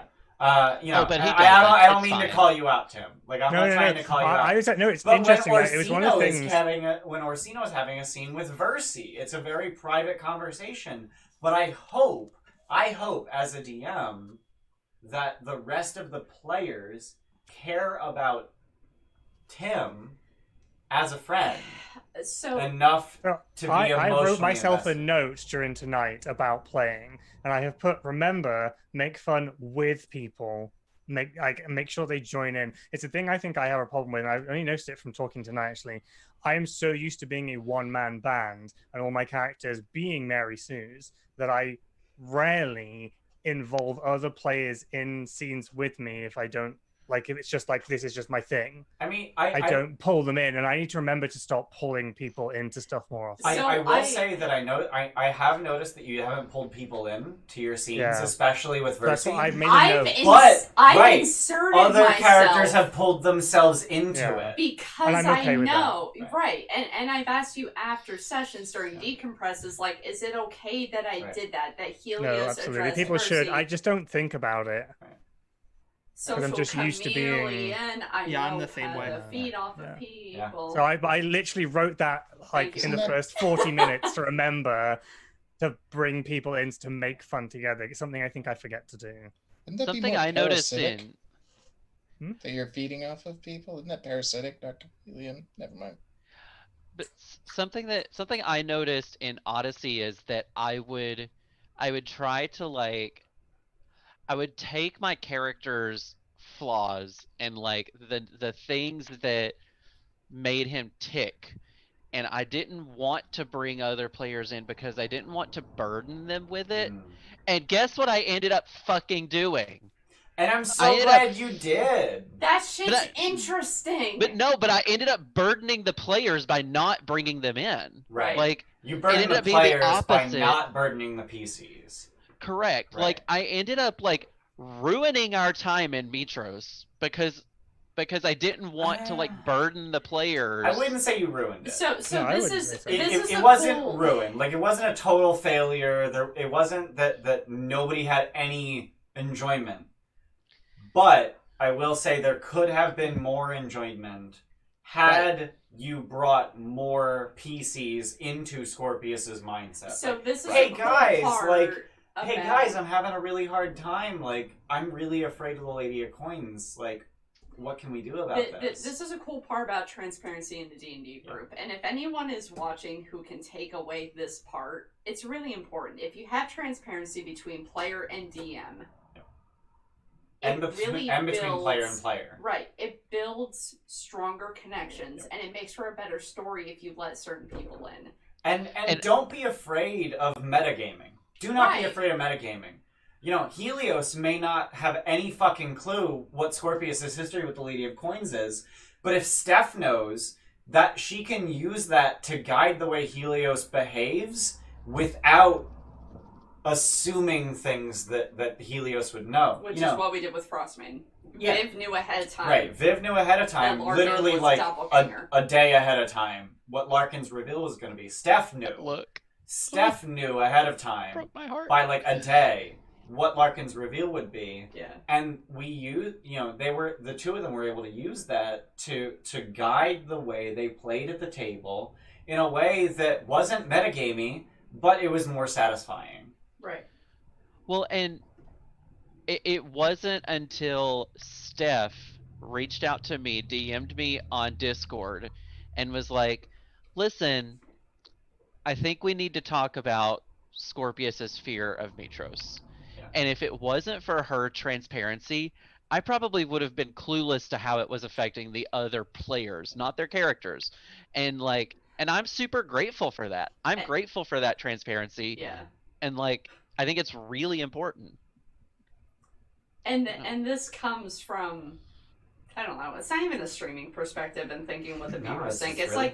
it's more fun if we know what's going on so I can influence the narrative. Because real talk, that's the best part about D&D for me, is making a story. So if we can influence character decisions and reactions to things... Right. Yeah, I mean, if you're playing Helios, if you were to play Helios as 100% a product of his upbringing and his experiences, sex, right? Like he probably wouldn't care a whole lot. Wine. Right, like he probably wouldn't care a whole lot about Scorpius being afraid of some fucking Medusa. Like, who gives a shit? You've been a Mitros. She's never done anything to you. You know what I mean?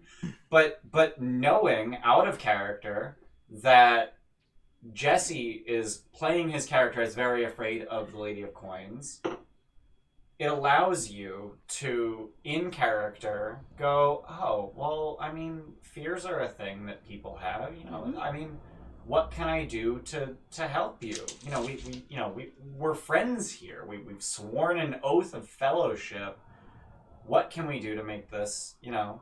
Which is a whole other thing for Scorpius. Which is a whole other thing for Scorpius. Fucking Scorpius has a phobia of oaths. But no, for good reason, which will come out. Being transparent really makes story building better. That's a takeaway. We've gone way off base from the original question. Yeah, I don't know what it was anymore. I was talking. Transition. And I got talked over again. Were you actually? Yeah.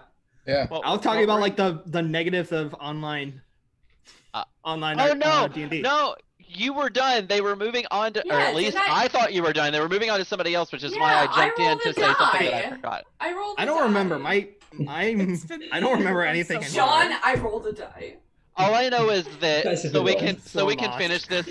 A-Lot put a really good question in. I'm gonna copy and paste it into our Zoom chats so that we make sure that we answer it, because it is really good. I have definitely tried to craft a so my number one priority as a player, having played D&D for 10 plus years, is always narrative. And it's always making sure that everyone at the table has the most fun they can possibly have with their characters, given the story that is presented to them. So that's, and I don't know if that comes with experience, I don't know if that comes from my type of personality, but creating a narrative and making fun is always my top priority. And I can speak from Ian's experience. He's currently peeing. Yeah. he always wants to create a better narrative so people have more fun. I think it's really important if you care about the people you're playing with. Yeah. Caring about the other humans at the table is, I would say, rule number 0. Yeah. Do you think that trying to craft a story for stream has made you try to be more narrative as players to make characters better, or to keep the story going because it's for others? I'm as narrative as I would be, regardless of the stream. Yeah, I would say that I care more about the narrative than I do about the stream, because improving the narrative improves the stream. Yeah. But also because improving the narrative improves the game. You know, first and foremost, we're all here collectively. We're here to play a game. We're here to have fun. We're here to you know, whatever your actual motivation for playing the game is. You know, there's a dozen motivations. You know, you want to tell a story, or you want to play with shiny click-clack math rocks, or you want to imagine these you know, fantastic situations, or you want to escape your reality and enter another reality, or you want to explore your own self through the facet of this character you're playing, or whatever your motivation is for playing this game. We're playing a game for enjoyment. Right. So rule number fucking 0 is make fun. Make fun. Not only for yourself, but for everyone else. And the stream, I'm sorry to say to all of your viewers, but the stream comes second. It does. But I think personally that making the stream come second makes the stream better. Yes. Because we're all having fun. And that is a manufactured product. It's right. It's not a product that I'm manufacturing. It's just us having fun, and because we're having fun, we're making a good stream. You know what I mean? If we're not having fun, the viewers are not going to have fun. Yeah, and that's happened before. Yeah. I want to say, you know, it was like episode 27 of Dungeon of the Mad Mage. Oh no, are we gonna drop his name again? No. Oh. No, I'm not dropping it. No. Cool. That wasn't until episode 43. Got it. What the fuck with your numbers? You know the numbers of the episodes! No, like halfway through Dungeons of the Mad Mage, none of us had fun, and it was partially my fault. Like I set up a scenario that sucked, and it was What was it? Yeah. It was. I don't want to get into it because it really did suck. But, you know, as a DM, I set up a scenario that sucked, that the players did not have any meaningful way to improve in terms of their ability to make fun for one another. And it sucked for an entire session. And our viewership tanked. We got no bits, no subs, no one came back. Because the stream sucked because no one was having fun. Yeah. And so yeah, you know, I try first and foremost to make sure that we are all, as humans, at a table, virtual or otherwise, playing a game, are having fun. Mm-hmm. And I think that makes for a good stream. You know, there's all these ancillary things like, oh, you know, we've got alert boxes and we're calling out viewers who are throwing bits at us or following. Which I will always do. Which I thoroughly appreciate, and I want to call it. You know, I want to recognize you all. Not call you out, but I want to recognize you all for being here and for supporting us and all of that. But first and foremost, I want to make I want to make an entertaining stream for you by having fun. I swear this is seltzer. It's not more beer. It's seltzer. I swear. I'm sure. I'm just joking. It's grapefruit seltzer. Delicious. Jack and Coke. You're still working on that? Fucking catch up, bro. I'm fucking drunk. Fucking catch up. Strawberry lemonade with lots of vodka. So is that something from the player's perspective that are currently playing with us? Is that something that you've experienced in your time with us? Is it evident that... Is it evident that I care about you? Yeah, basically. Yeah, we've had many talks about it off stream. Like, there's... So there are several times... What did Tim do?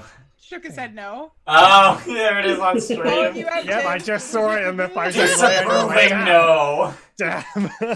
Tim. Yeah, Tim. Of course. Betrayed by the lag. But yeah, there have been several times whenever we have transparent conversations.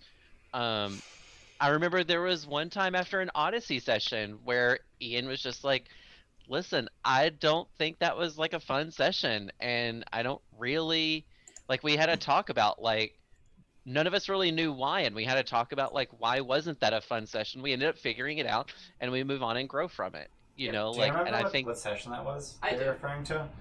I think it remember involved a lot of session. shopping. Yeah, shopping session. Okay. It was The a one where shopping we yelled session. at Acastus in the first like. Yeah, Oh, that that was one. it. That's It the was- one. We had to I wasn't gonna retcon the bring that entire part up. episode. We Yeah. we retconned half of it. I think that's an Yeah. Because we important... shopped the first half, and then we were the least diplomatic people in the entire world. I I think with that, though. I think that's an important point to bring up for DMs too. It's like if your NPCs are being disrespected by the players because the players know their heroes traveling through a story, that's not fun for the DM. No. And I don't want to call out Bayless, but I'm gonna call out Bayless. Very recently, I want to say like 2 or 3 weeks ago, like I told Bayless that That's fair. it hurts me when he, as Snurk, deliberately uses the wrong name to refer to to NPCs. And we had Yeah, a conversation about that, right. and Bayless was understanding because Yeah. he knew that Ian was hurt.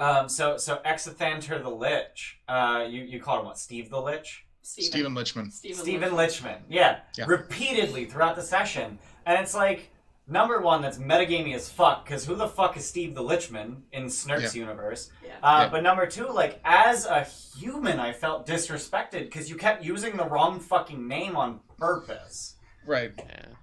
So, like, that's the kind of thing that you need to tell your players. But Bayless didn't know. Bayless didn't know that bothered me. And that transparency Right. really fucking helps. Right. Just Yeah, everyone not- feel yeah. better. Like, I don't wanna deal with call him bullying out as an resentment asshole or unless you anything. Say what it is. Yeah. You can't change behaviors until they're made aware. Right, exactly. right. Right, and like how Ian told the Odyssey group, listen, when I have to play 15 NPCs in one session and you guys are just being assholes to every single one of them, I'm not having fun. Right. It feels like you guys are being assholes to me. Right. Yeah. Yeah. That's not fun. Which I get. Yeah, and that's Which is why what I wasn't trans- doing either. Yeah. That's why transparency is so important. Yeah. I have to say that I have not, other than maybe that last bit, I have not like had any sessions that have not been 100% fun. I have never come away from a session going, why am I doing this again? Or like, oh, I didn't get to do like something cool this session. Every single session is great. Yeah, I don't no, I've actually, so I have had that realization before in my past. Yeah. What the fuck am I doing playing D&D? Like, I've had sessions so bad that made me question playing D&D in general. Why the fuck do I play this game? I've had sessions that bad. Yeah. Never on stream. Yeah. I probably would have given up D&D because of the first group that I ever ran for, because they were such assholes, disrespecting me, each other. And that's not cool. No, I They wasn't have to be having fun. respectful assholes around Like here. when I get off, like when I literally when delete the Amber voice gets off. channel. Oh Yeah, my that's god, Ian. Oh, Go away! Yeah. no, delete I the have voice very channel so many people can't get drinks. in. oh. And go outside and just like You have take to a cool breather off. Yeah. and have a drink. That's not good. Right. Yeah, it's not fun. So I Yeah. almost just completely quit. And then you assholes happened. Yeah. We've had a Drag you conversation back. with people on stream even before we started playing online with, if you're not having fun, you have to let us know. And some personalities don't let you know when they're not Right. having fun, and then they sit And there yeah, and they like, suffer. and those feelings fester. Yeah. No, I didn't want to call you out, Sean, but like, yeah, like you're. Oh yeah. Oh, You I was have- thinking I of accept someone it. else. Shit. No. Sean has a very quiet, sort of passive personality, Yeah. and it sucks. But like, some people would rather suffer in silence. But we're here to play a game. We're here to have fun. So I want to know if you're not having fun. Yeah. I want to know if you're having fun, but not as much as you'd like to. I'm having too much fun, Ian. I'm I so mean, if having you're so having- much If you're fun! having too much I'm having- fun, keep it in your pants. That's why I'm having I haven't too got much any on. fun with That's you the killing my problem. character. Can you please stop killing my character so that I can have less fun? There is a balance, and everyone's definition of fun is different, right? So absolutely, what might be fun for one person is completely unfun for another person. So as a DM, you have to tailor those you have to tailor your game to the people. And I will say this is vitally important. You need to be able to recognize that it's possible that the kinds of fun that player A have and the kinds of fun that player B have aren't compatible. It may be impossible to please everyone at the same time. Yeah. And if so, then you need to either come to an understanding with those players that I will do my best to make sure that you're having fun as often as possible, but it will not be constant. Or you come to the understanding that this might not be the game for one or more of you. Yeah. I'm sorry, but you're not going to have fun at this table, so don't come back.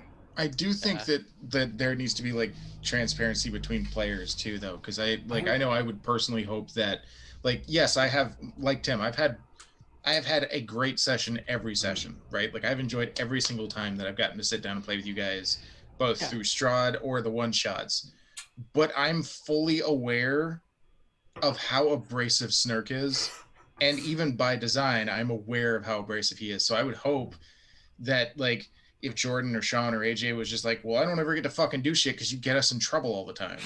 That, like, I would want you, like, because Andy's messaged me and been like, out of respect, you have to stop because we don't get to do shit. And I've been like, you're right. Okay, sorry.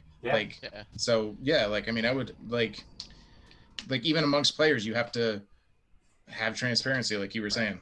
Right. I don't feel like you're a problem with, like, Inej because, like, to be honest, like, her story hasn't happened yet. Right. Right. But is Snurk a problem for Sean? Right, that's what I was gonna say. Is I don't even want to be a problem for you though either. Honestly, like, it's if not like it's hard fun, for me to have a problem with anyone. Yeah. It's very difficult. Yeah, I'm the same way, and it's kind of with all the characters I make. It's my part of my personality comes out is I kind of stay in the back until it's my thing to do. Right. And Gramps with the werewolves now, it's his thing to do. Right. So now Gramps is kind of coming forward. That's why that's why the character I made for the Halloween one shot, that's why he was quiet. He wasn't comedic. He wasn't wacky and silly and an asshole. He was just another person in the group because I realized that I was being that guy a little too often and I felt bad about it. Right. I felt guilty that I was being the loud, obnoxious character often.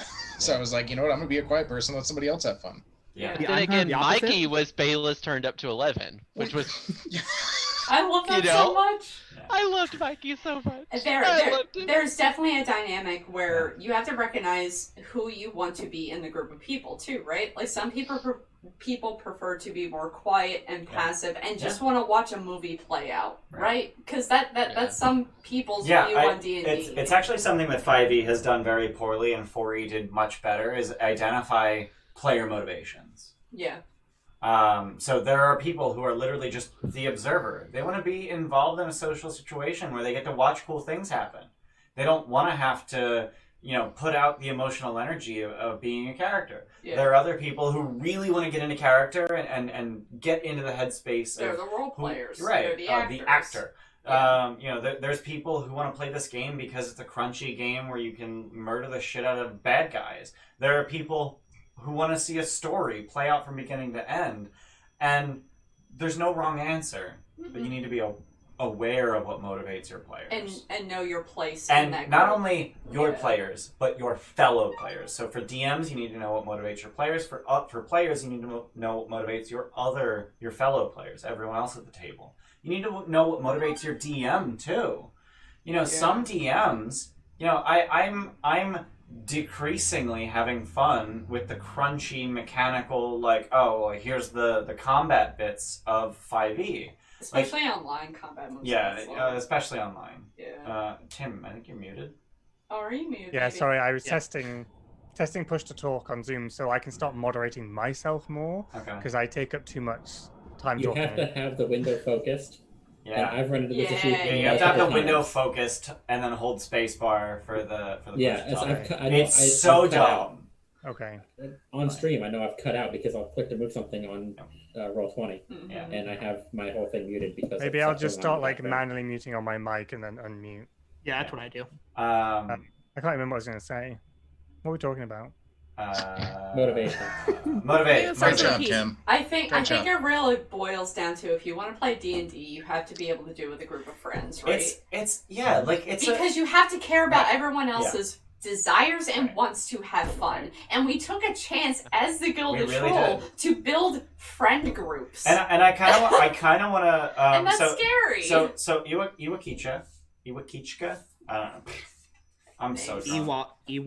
Iwakichka. Yeah, I don't know where their questions are. There was a question, something about our application process. Oh yeah. I found it. Your application does a great job of identifying those Yeah. viewpoints and personalities easier to group like-minded people. Right. So for those of you who aren't aware, close enough. For those of you who aren't aware, if you join our Discord, check out the Welcome channel. It used to be the Rules channel. Now it's the Welcome channel. We have an application to apply to be a player on the Gilded Troll, and that is actually how half of the people here, more than half of the people here, 5 out of the 8 people here became players. Jesse, Jordan, Tim, Amber, and Bayless. They all became players, as well as Wait, Andy. Bayless filled out the application? Bayless filled out the application. Yeah, absolutely. We knew Bayless was going to be in a game regardless. But I wanted to know what game to put him in. Yeah, no, he still had me fill one out, and I did. I filled it out too. Yeah, absolutely everyone here filled it out. I asked Steph and Luke and Sean and even my brother Mike, who hasn't been in any of our recent games, to fill it out because he's around. Fun fact. But I asked everyone I knew to fill it out so that I could get sort of like control data to understand how effective the survey is. You know, we have this application process in place. I did a decent amount of research to figure out how to sort of quantitatively match people by their play styles. And I think I did a decent job. Fun fact, I was right in the middle. Right in the middle. Steph, oddly enough, chameleon. matched everyone because of how much of a social chameleon she But is. the furthest... I don't know if Mike is still watching. He literally just said, it's a lie, I died 13 months ago. Me and Mike, out of everyone Out of who applied any at the pair time, of players. were the furthest apart. Yep. And we were in every single campaign together. Mm-hmm. Yeah, but no, if you want to be a player on the Gilded Troll, join our Discord, check out the Welcome channel. There's a link to I Want to Be a Gilded Troll. It's just a Google Forms survey. It'll take you like 10 minutes. Apply.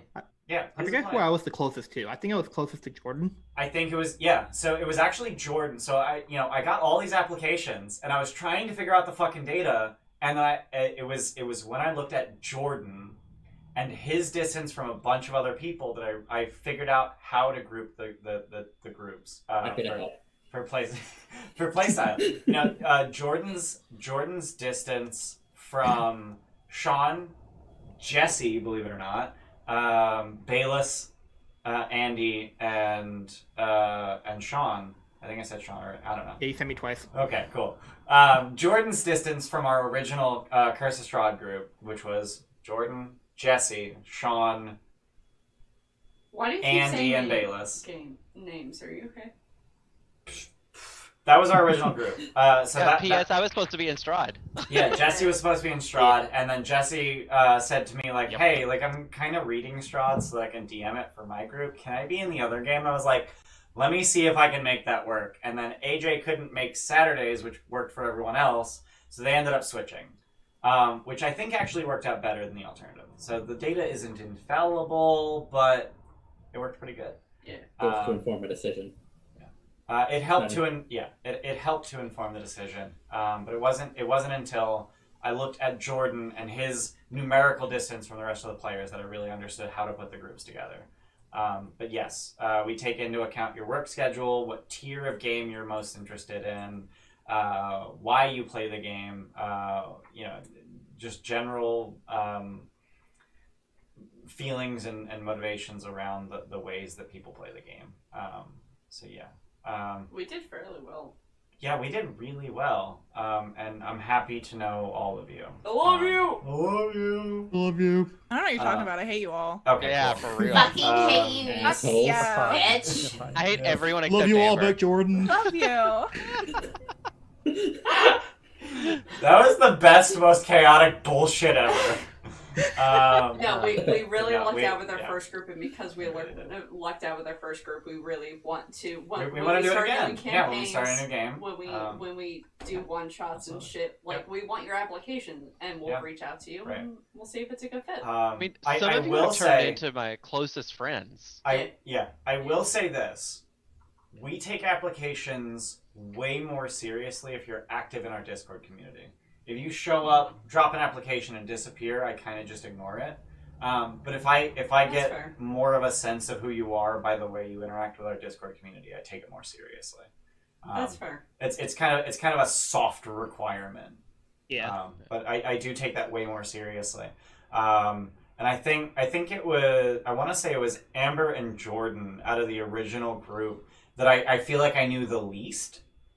We're starting to talk a little bit more. Yeah, like you guys were kind of I starting was to be in engaged. chat way more than you were. Yeah, so you're in Twitch you, chat Jordan, and more, Amber right. were like, Yeah, so Yeah, I Yeah. was definitely more active on Twitch chat than I was on Discord. yes. Yeah. Yeah. yeah. And for- I I know know. a lot For in me, chat. Yeah, see, Steph is all about that. Yeah. For me, as a DM, I generally don't have time to look at Twitch chat because whereas any given player is active 20 to 25% of the time, the DM needs to be thinking about the game 90 to 95% Which of the is time. I don't have why- time for Twitch chat, but between games, I have all the time for Discord Wait, chat. wait. So I take Discord very seriously, but Steph does actually take notice. Which is why when we started the stream, it's like, Steph, you're moderating. Yep. Okay. Yeah. So I got to know everybody in Right. Twitch chat. Right.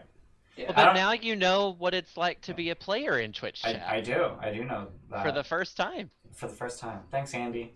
We would like to see more of you in there, Ian. Would you- know. Ian, would you say that there's anything Him. that you would do differently going Man, forward that's as a DM, having been a player, being a player, and not just because of watching another DM, but just experiencing it from, the player From our side. side. Not really.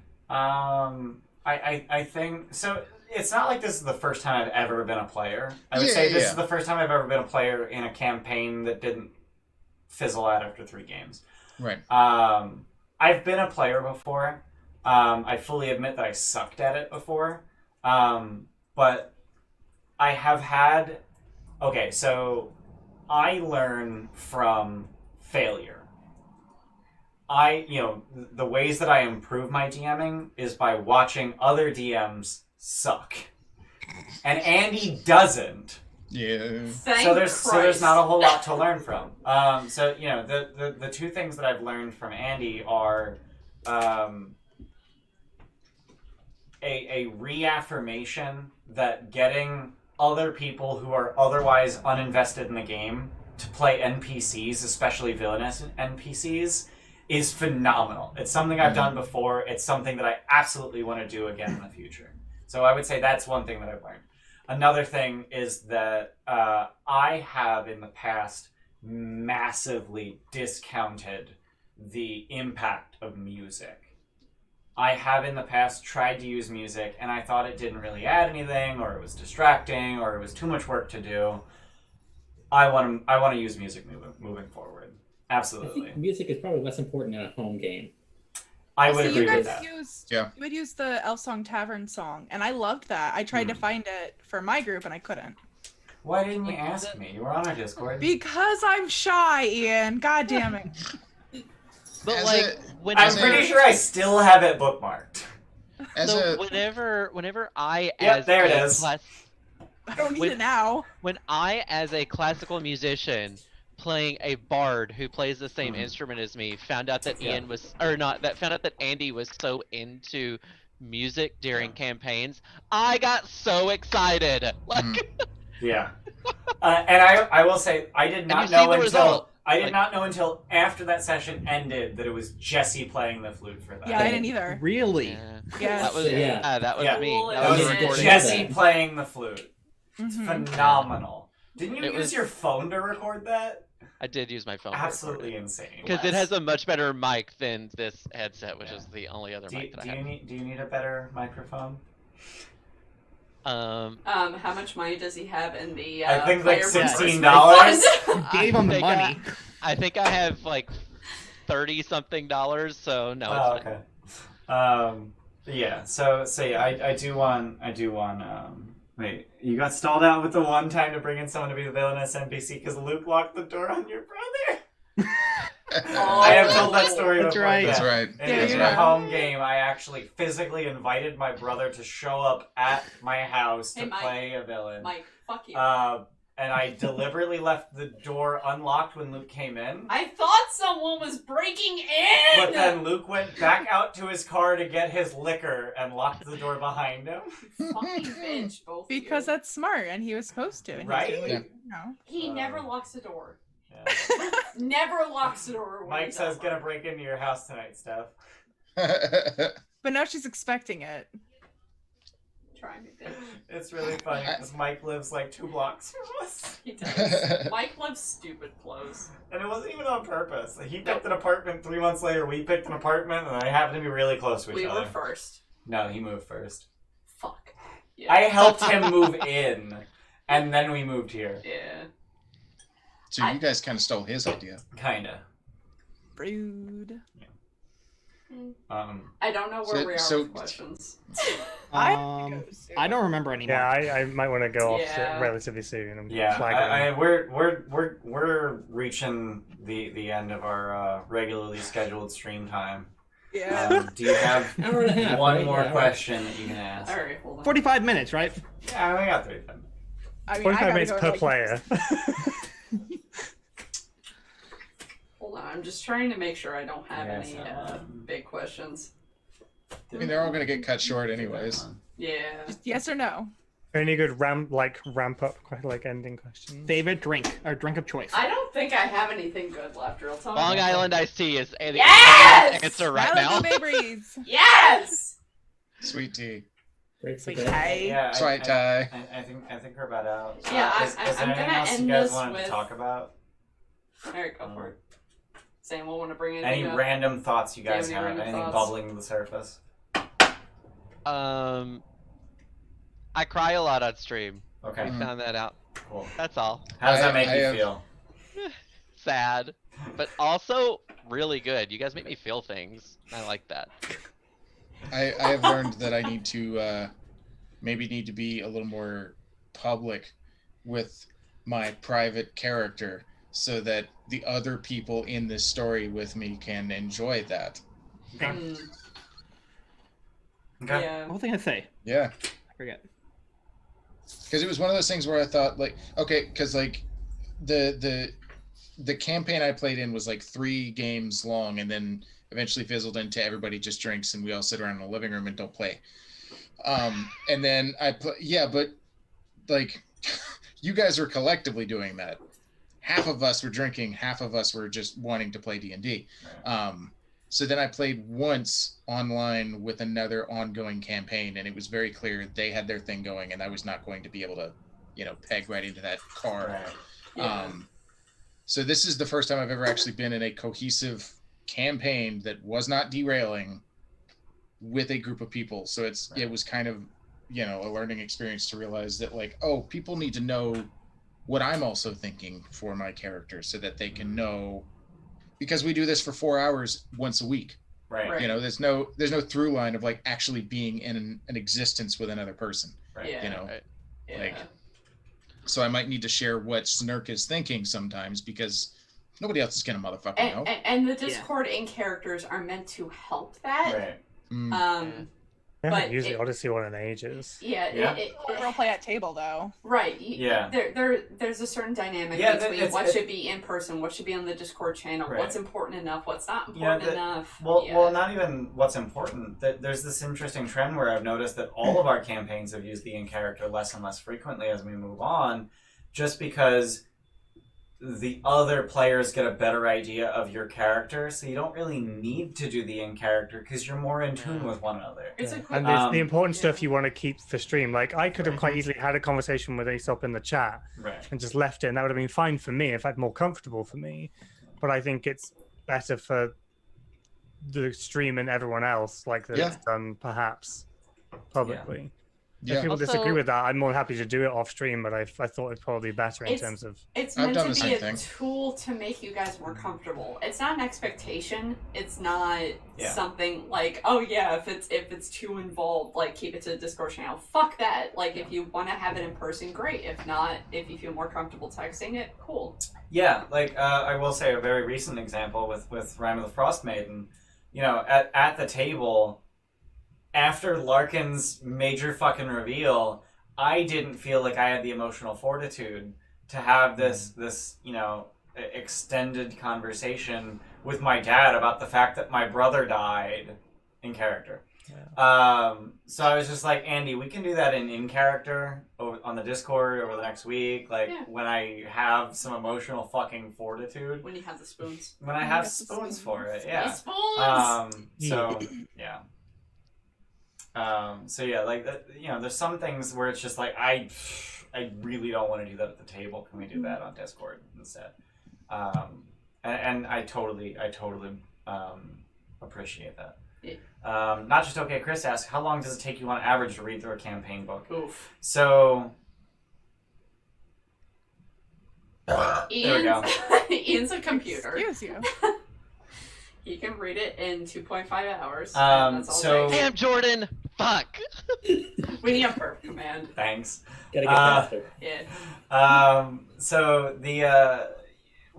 So Curse of Strahd, I can't really talk about because I'd already read the entire book, having run it before.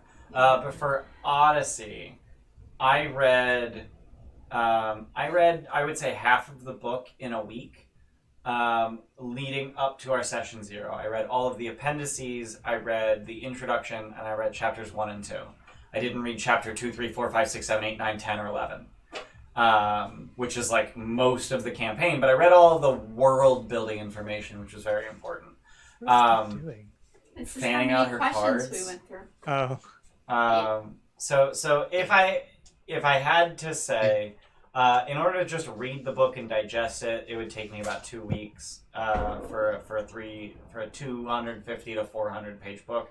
About 2 weeks to read it. Given the fact that I work full time and I have D&D games every once in a while. There is a very DM specific last call if you guys want to check that out. Is there? About how Ian preps campaigns and shit. I don't know what episode it is, but go and check that out on YouTube. It's on YouTube. He gets really involved in how he preps campaigns, Yep. which is really insightful. Yeah, It I takes think me much longer to go through a book than it does. Same! I have the Jeez. benefit. I have the benefit of it's not an eidetic memory because those don't exist. But I have a very strong memory. You have keen mind. No, I can't Yeah. remember literally anything I've seen Which in the way's last north, 30 babe? days. I don't know. Which way's north? It's that way. Yeah. See? See? Cows can do that too. Did you say owls can do that? Cows. Oh. I mean, Wait, what? I Cows mean, can find true north. Okay. I mean, Tim told us how to, oh shit, I'm trying to drop the shout out command at the same time. Tim told us in a game how to make a compass. So Yeah. go check him out. You shove a ferrous metal through a cork and you float it in sugar water. yeah. You have to magnetize the metal first. Well, isn't that what ferrous means? No, ferrous just means it's magnetizable. Oh, okay. It's Iron, You cobalt, have to or actually nickel. magnetize it first. Iron, cobalt, or nickel. Those are the ferrous metals. I know that for the most dumb reason. Okay, cool.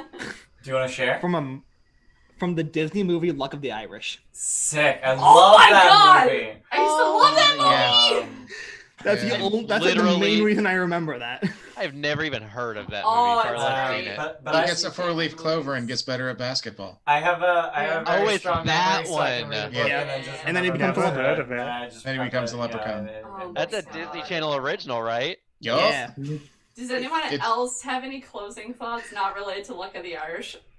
I do actually. Okay, cool, go. Go. Okay, and I'm gonna interrupt. Shut Sean up, so you know- Jesse. What the fuck, Jesse? Have some fucking respect. I'm upset. Really? God, it was too easy. Yeah.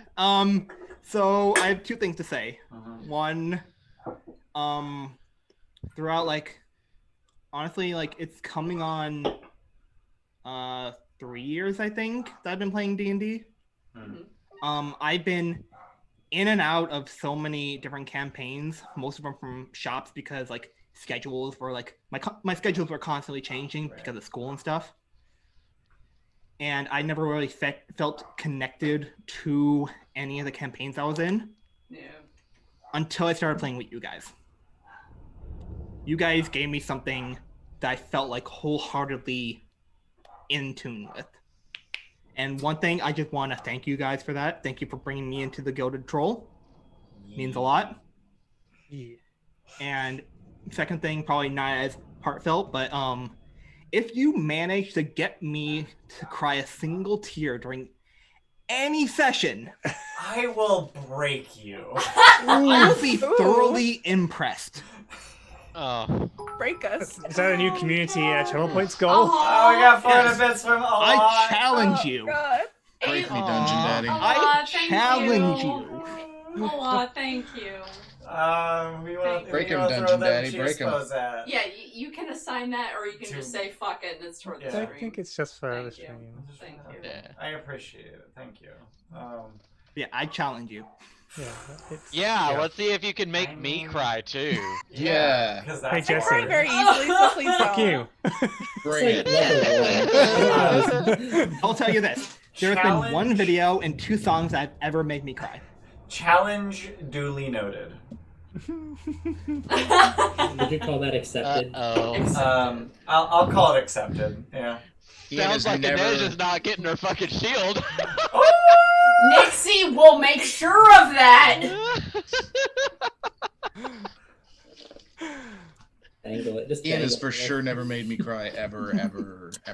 Oh no, fat Chipotle Oh, tears. Chipotle tears! Chipotle tears. Shut up. Am I allowed to share that, Bayless? Yeah. Am Wait, I allowed what? to share that? Okay, Okay, so Bayless realized how much that he meant to other people when we posted a picture of On our Facebook. wall On Facebook. On this Facebook. wall right here. and said something to the effect of "Thank you for all the memories. D&D means so much to us." And Bayless has I mean, this is a wall full made of Bayless a art. wall, I just wanna... and he was in Chipotle and he cried Chipotle tears. Aw. This entire wall up here is just all Bayless art. Yeah. I Gold don't- love. It's a I ball don't of have love. that, but I do have Oh, Scorpius right next to mine. That I was, love that. That was Jesse's birthday present when he Oh, came no, I over can't get my last ring time. up. Yeah, you showed me. It looks so Yeah. good.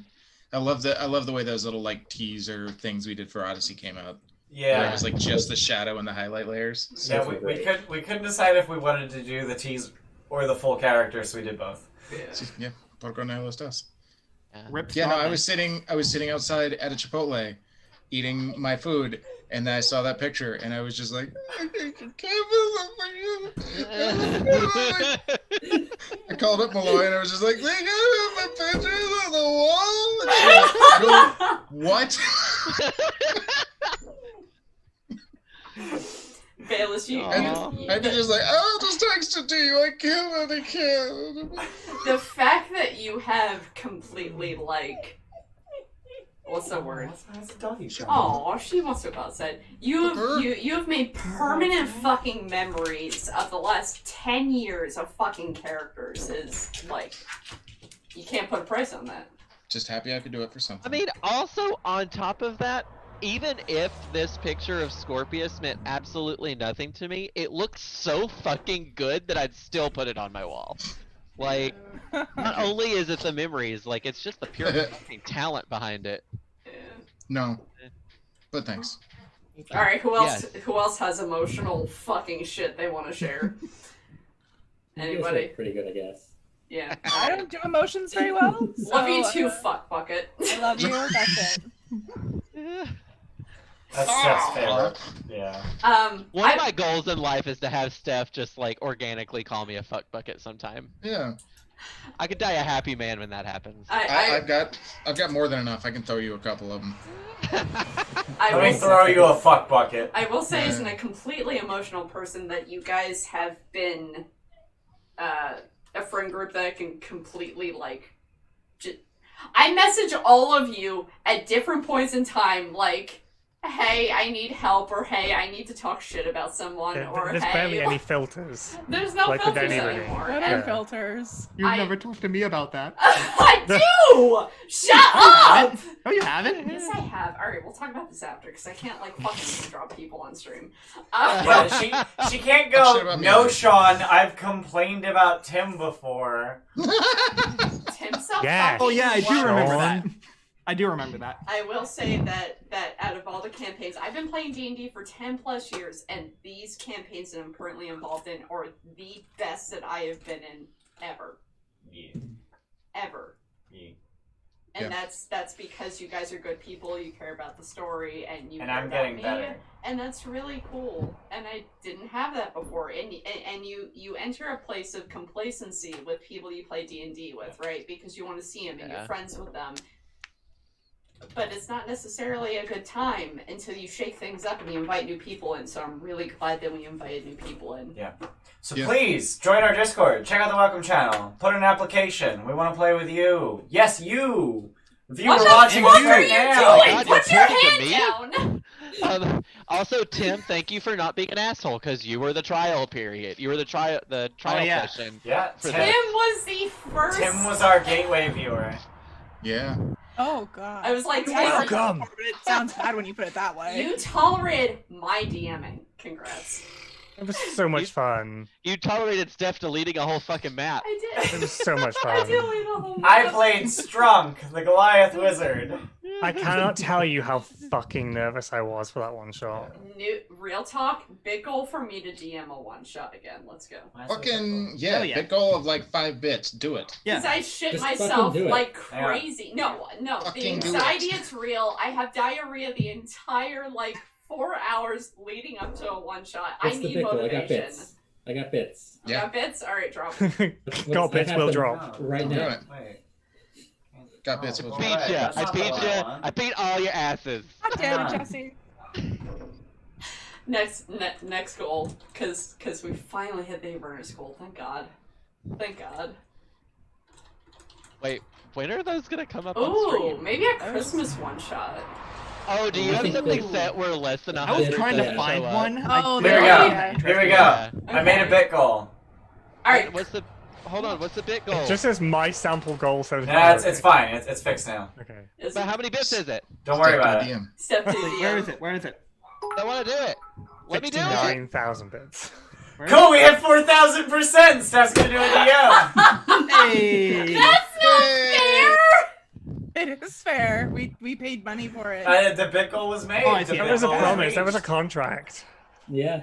What the fuck? I set it at 5 bits. What the fuck, Jordan? Aw. I gave 95 bits. I gave 5 bits as soon as Okay. Bayless said 5 bit 200. goal. Oh my god, Shadows We're- drop bits? Shadows never drops bits! We're at 8,000%. 8,500%. I don't Shadows. have any bits. Shadows, I'm gonna real drop. talk. I'm gonna drop Buy some. 5,000 now. 9,860%. Shadows, I Joey, want why you in a 68? one Why shot. 68 bits? I Why want 68, you in Joey? a one shot. I want to play with Shadows. Oh my I should have done one more bit. Alright, That's all I'm alright. saying. Yeah, one more bit. Oh, there's Sean with the 69 bits. Oh, dear We're at God. 11,240%. I had exactly 70. Nice. This isn't fair. Alright, Steph has to do a DM. I need Get more rid of the bit goal. bits. I need more bits. I'm a very expensive. You just got like bitch. 1,000 I bits. need What more do you want? bits. Shit. You can ask for all the bits. You're gonna get them. Just So, as of this stream... walk up and do a Oh DM. god, I don't know how many bits that was.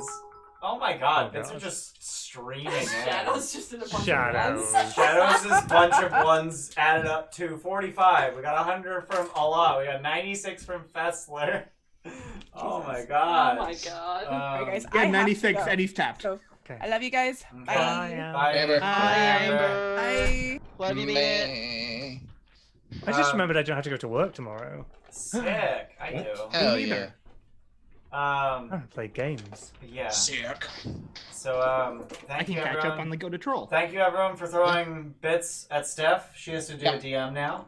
Yes. And also I was we expecting some sort of fucking build-up. Shush! it's Like, fine. We also reached the channel point goal for our Avernus speed run, so I'm gonna get that on the calendar Yeah. fucking ASAP.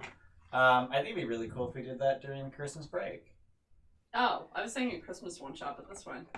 We can do For me. both. We got fucking Okay, no, Yeah. let's Porque no los Porque no los dos. So Christmas yeah. in hell. No los dos. So yeah, check Or- out if you want to keep up to date on whether or not we're doing a one shot anytime soon. Join our Discord. We put all of our announcements on Discord. Also, you can follow our Twitter where I put the occasional D&D opinion and also all of our announcements. Or you can join our Instagram if you want to see our Damn it, behind the Jesse. scenes shit. Getcha. Also, if you're watching this on Twitch, check out our YouTube. We have every single stream we've ever done over on YouTube, minus one. I'm not going to talk about that one. If you're on YouTube, check out our Twitch. We stream live 4 times a week. Live! Live 4 times a week. Saturdays, we do Odyssey of the Dragonlords at 4 p.m. EST. Sundays, generally, we do Curse of Strahd at 1 p.m. EST. On Mondays, we do Rime and Frostmaiden at 6 p.m. EST. And then we have DM Prep on Thursdays and Fridays. Thursdays on... Oh, no. DM Prep's on Saturdays now. What? Sorry, Rime For is on Andy. Saturdays. Oh, yeah. God. So I thought on you were talking about yours. I'm Thursdays, like, I when do did DM that Prep happen? for Odyssey of the Dragonlord and Curse of Strahd. Starting at 6 p.m. EST, I do Curse of Strahd and then Odyssey of the Dragonlord. Then on Saturdays, Andy does his DM prep for Rime of the Frostmaiden immediately after our Odyssey game at 8 p.m. EST over on his channel, Andy the Mathemagician. Mathemagician. Over on Twitch. Steph is speedrunning Avernus Christmas, right? What? No! Christmas Run Day. Avernus. Christmas Day. I She's will speedrunning die. Avernus. I will Christmas die.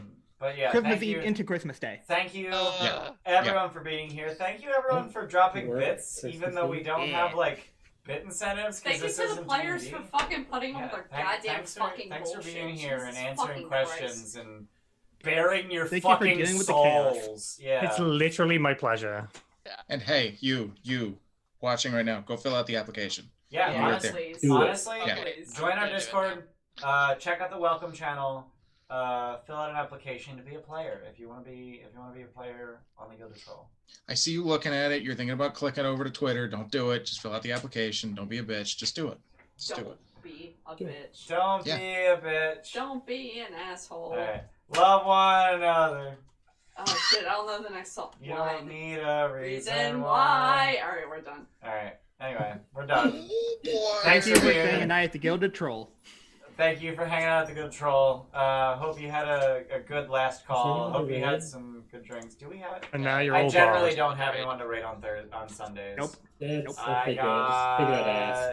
got no, but I got Hearthstone, Super Mario Brothers, and Rogue Legacy. Do any of you guys have anybody to raid or no? Bob Ross. Nope. Wait, Papa there's a- Jedi was. Wait, there's Papa a Rogue Jedi Legacy is too. streaming. Oh, what's Popeye Johnny stream? Poppy Yeah, Jedi. Fat Jedi Complex. Is... Yeah, raid him, fam. Oh god. Hey, we gotta follow! Braganator. Oh, whoa, that's a What's sub, fam! That's a sub from Fraginator. Thanks, Oh, Fraginator. bless your heart. 3 days. Fraginator. Fraginator was the What most was the recent same? winner of our monthly giveaway. Yeah. Fraginator won a copy nice. of Tasha's Cauldron of Everything. Tasha's! This Not copy's bad. not quite so beautiful Yeah, as this not- one. not the art cover. I keep the special editions for myself. But this month's monthly giveaway, you can enter for 5,000 channel points, is a digital copy of Tasha's Cauldron of See Everything. if you want that shit, on 5k DDR. channel points. Drop it. But we are going to raid Fat Jedi Complex. Who is 9 followers away from affiliate? by the Go way. follow him! 9 followers. Go Get ahead and give him a good follow. Let him hit affiliate. Every single Twitch streamer loves to hit affiliate. Yes. They Yeah. only do it once, but it's Yeah. phenomenal. So Yeah. thank you for being here. Yeah. And we will see you guys next time. Bye, guys! Bye. See you Bye. tomorrow! Bye. Bye.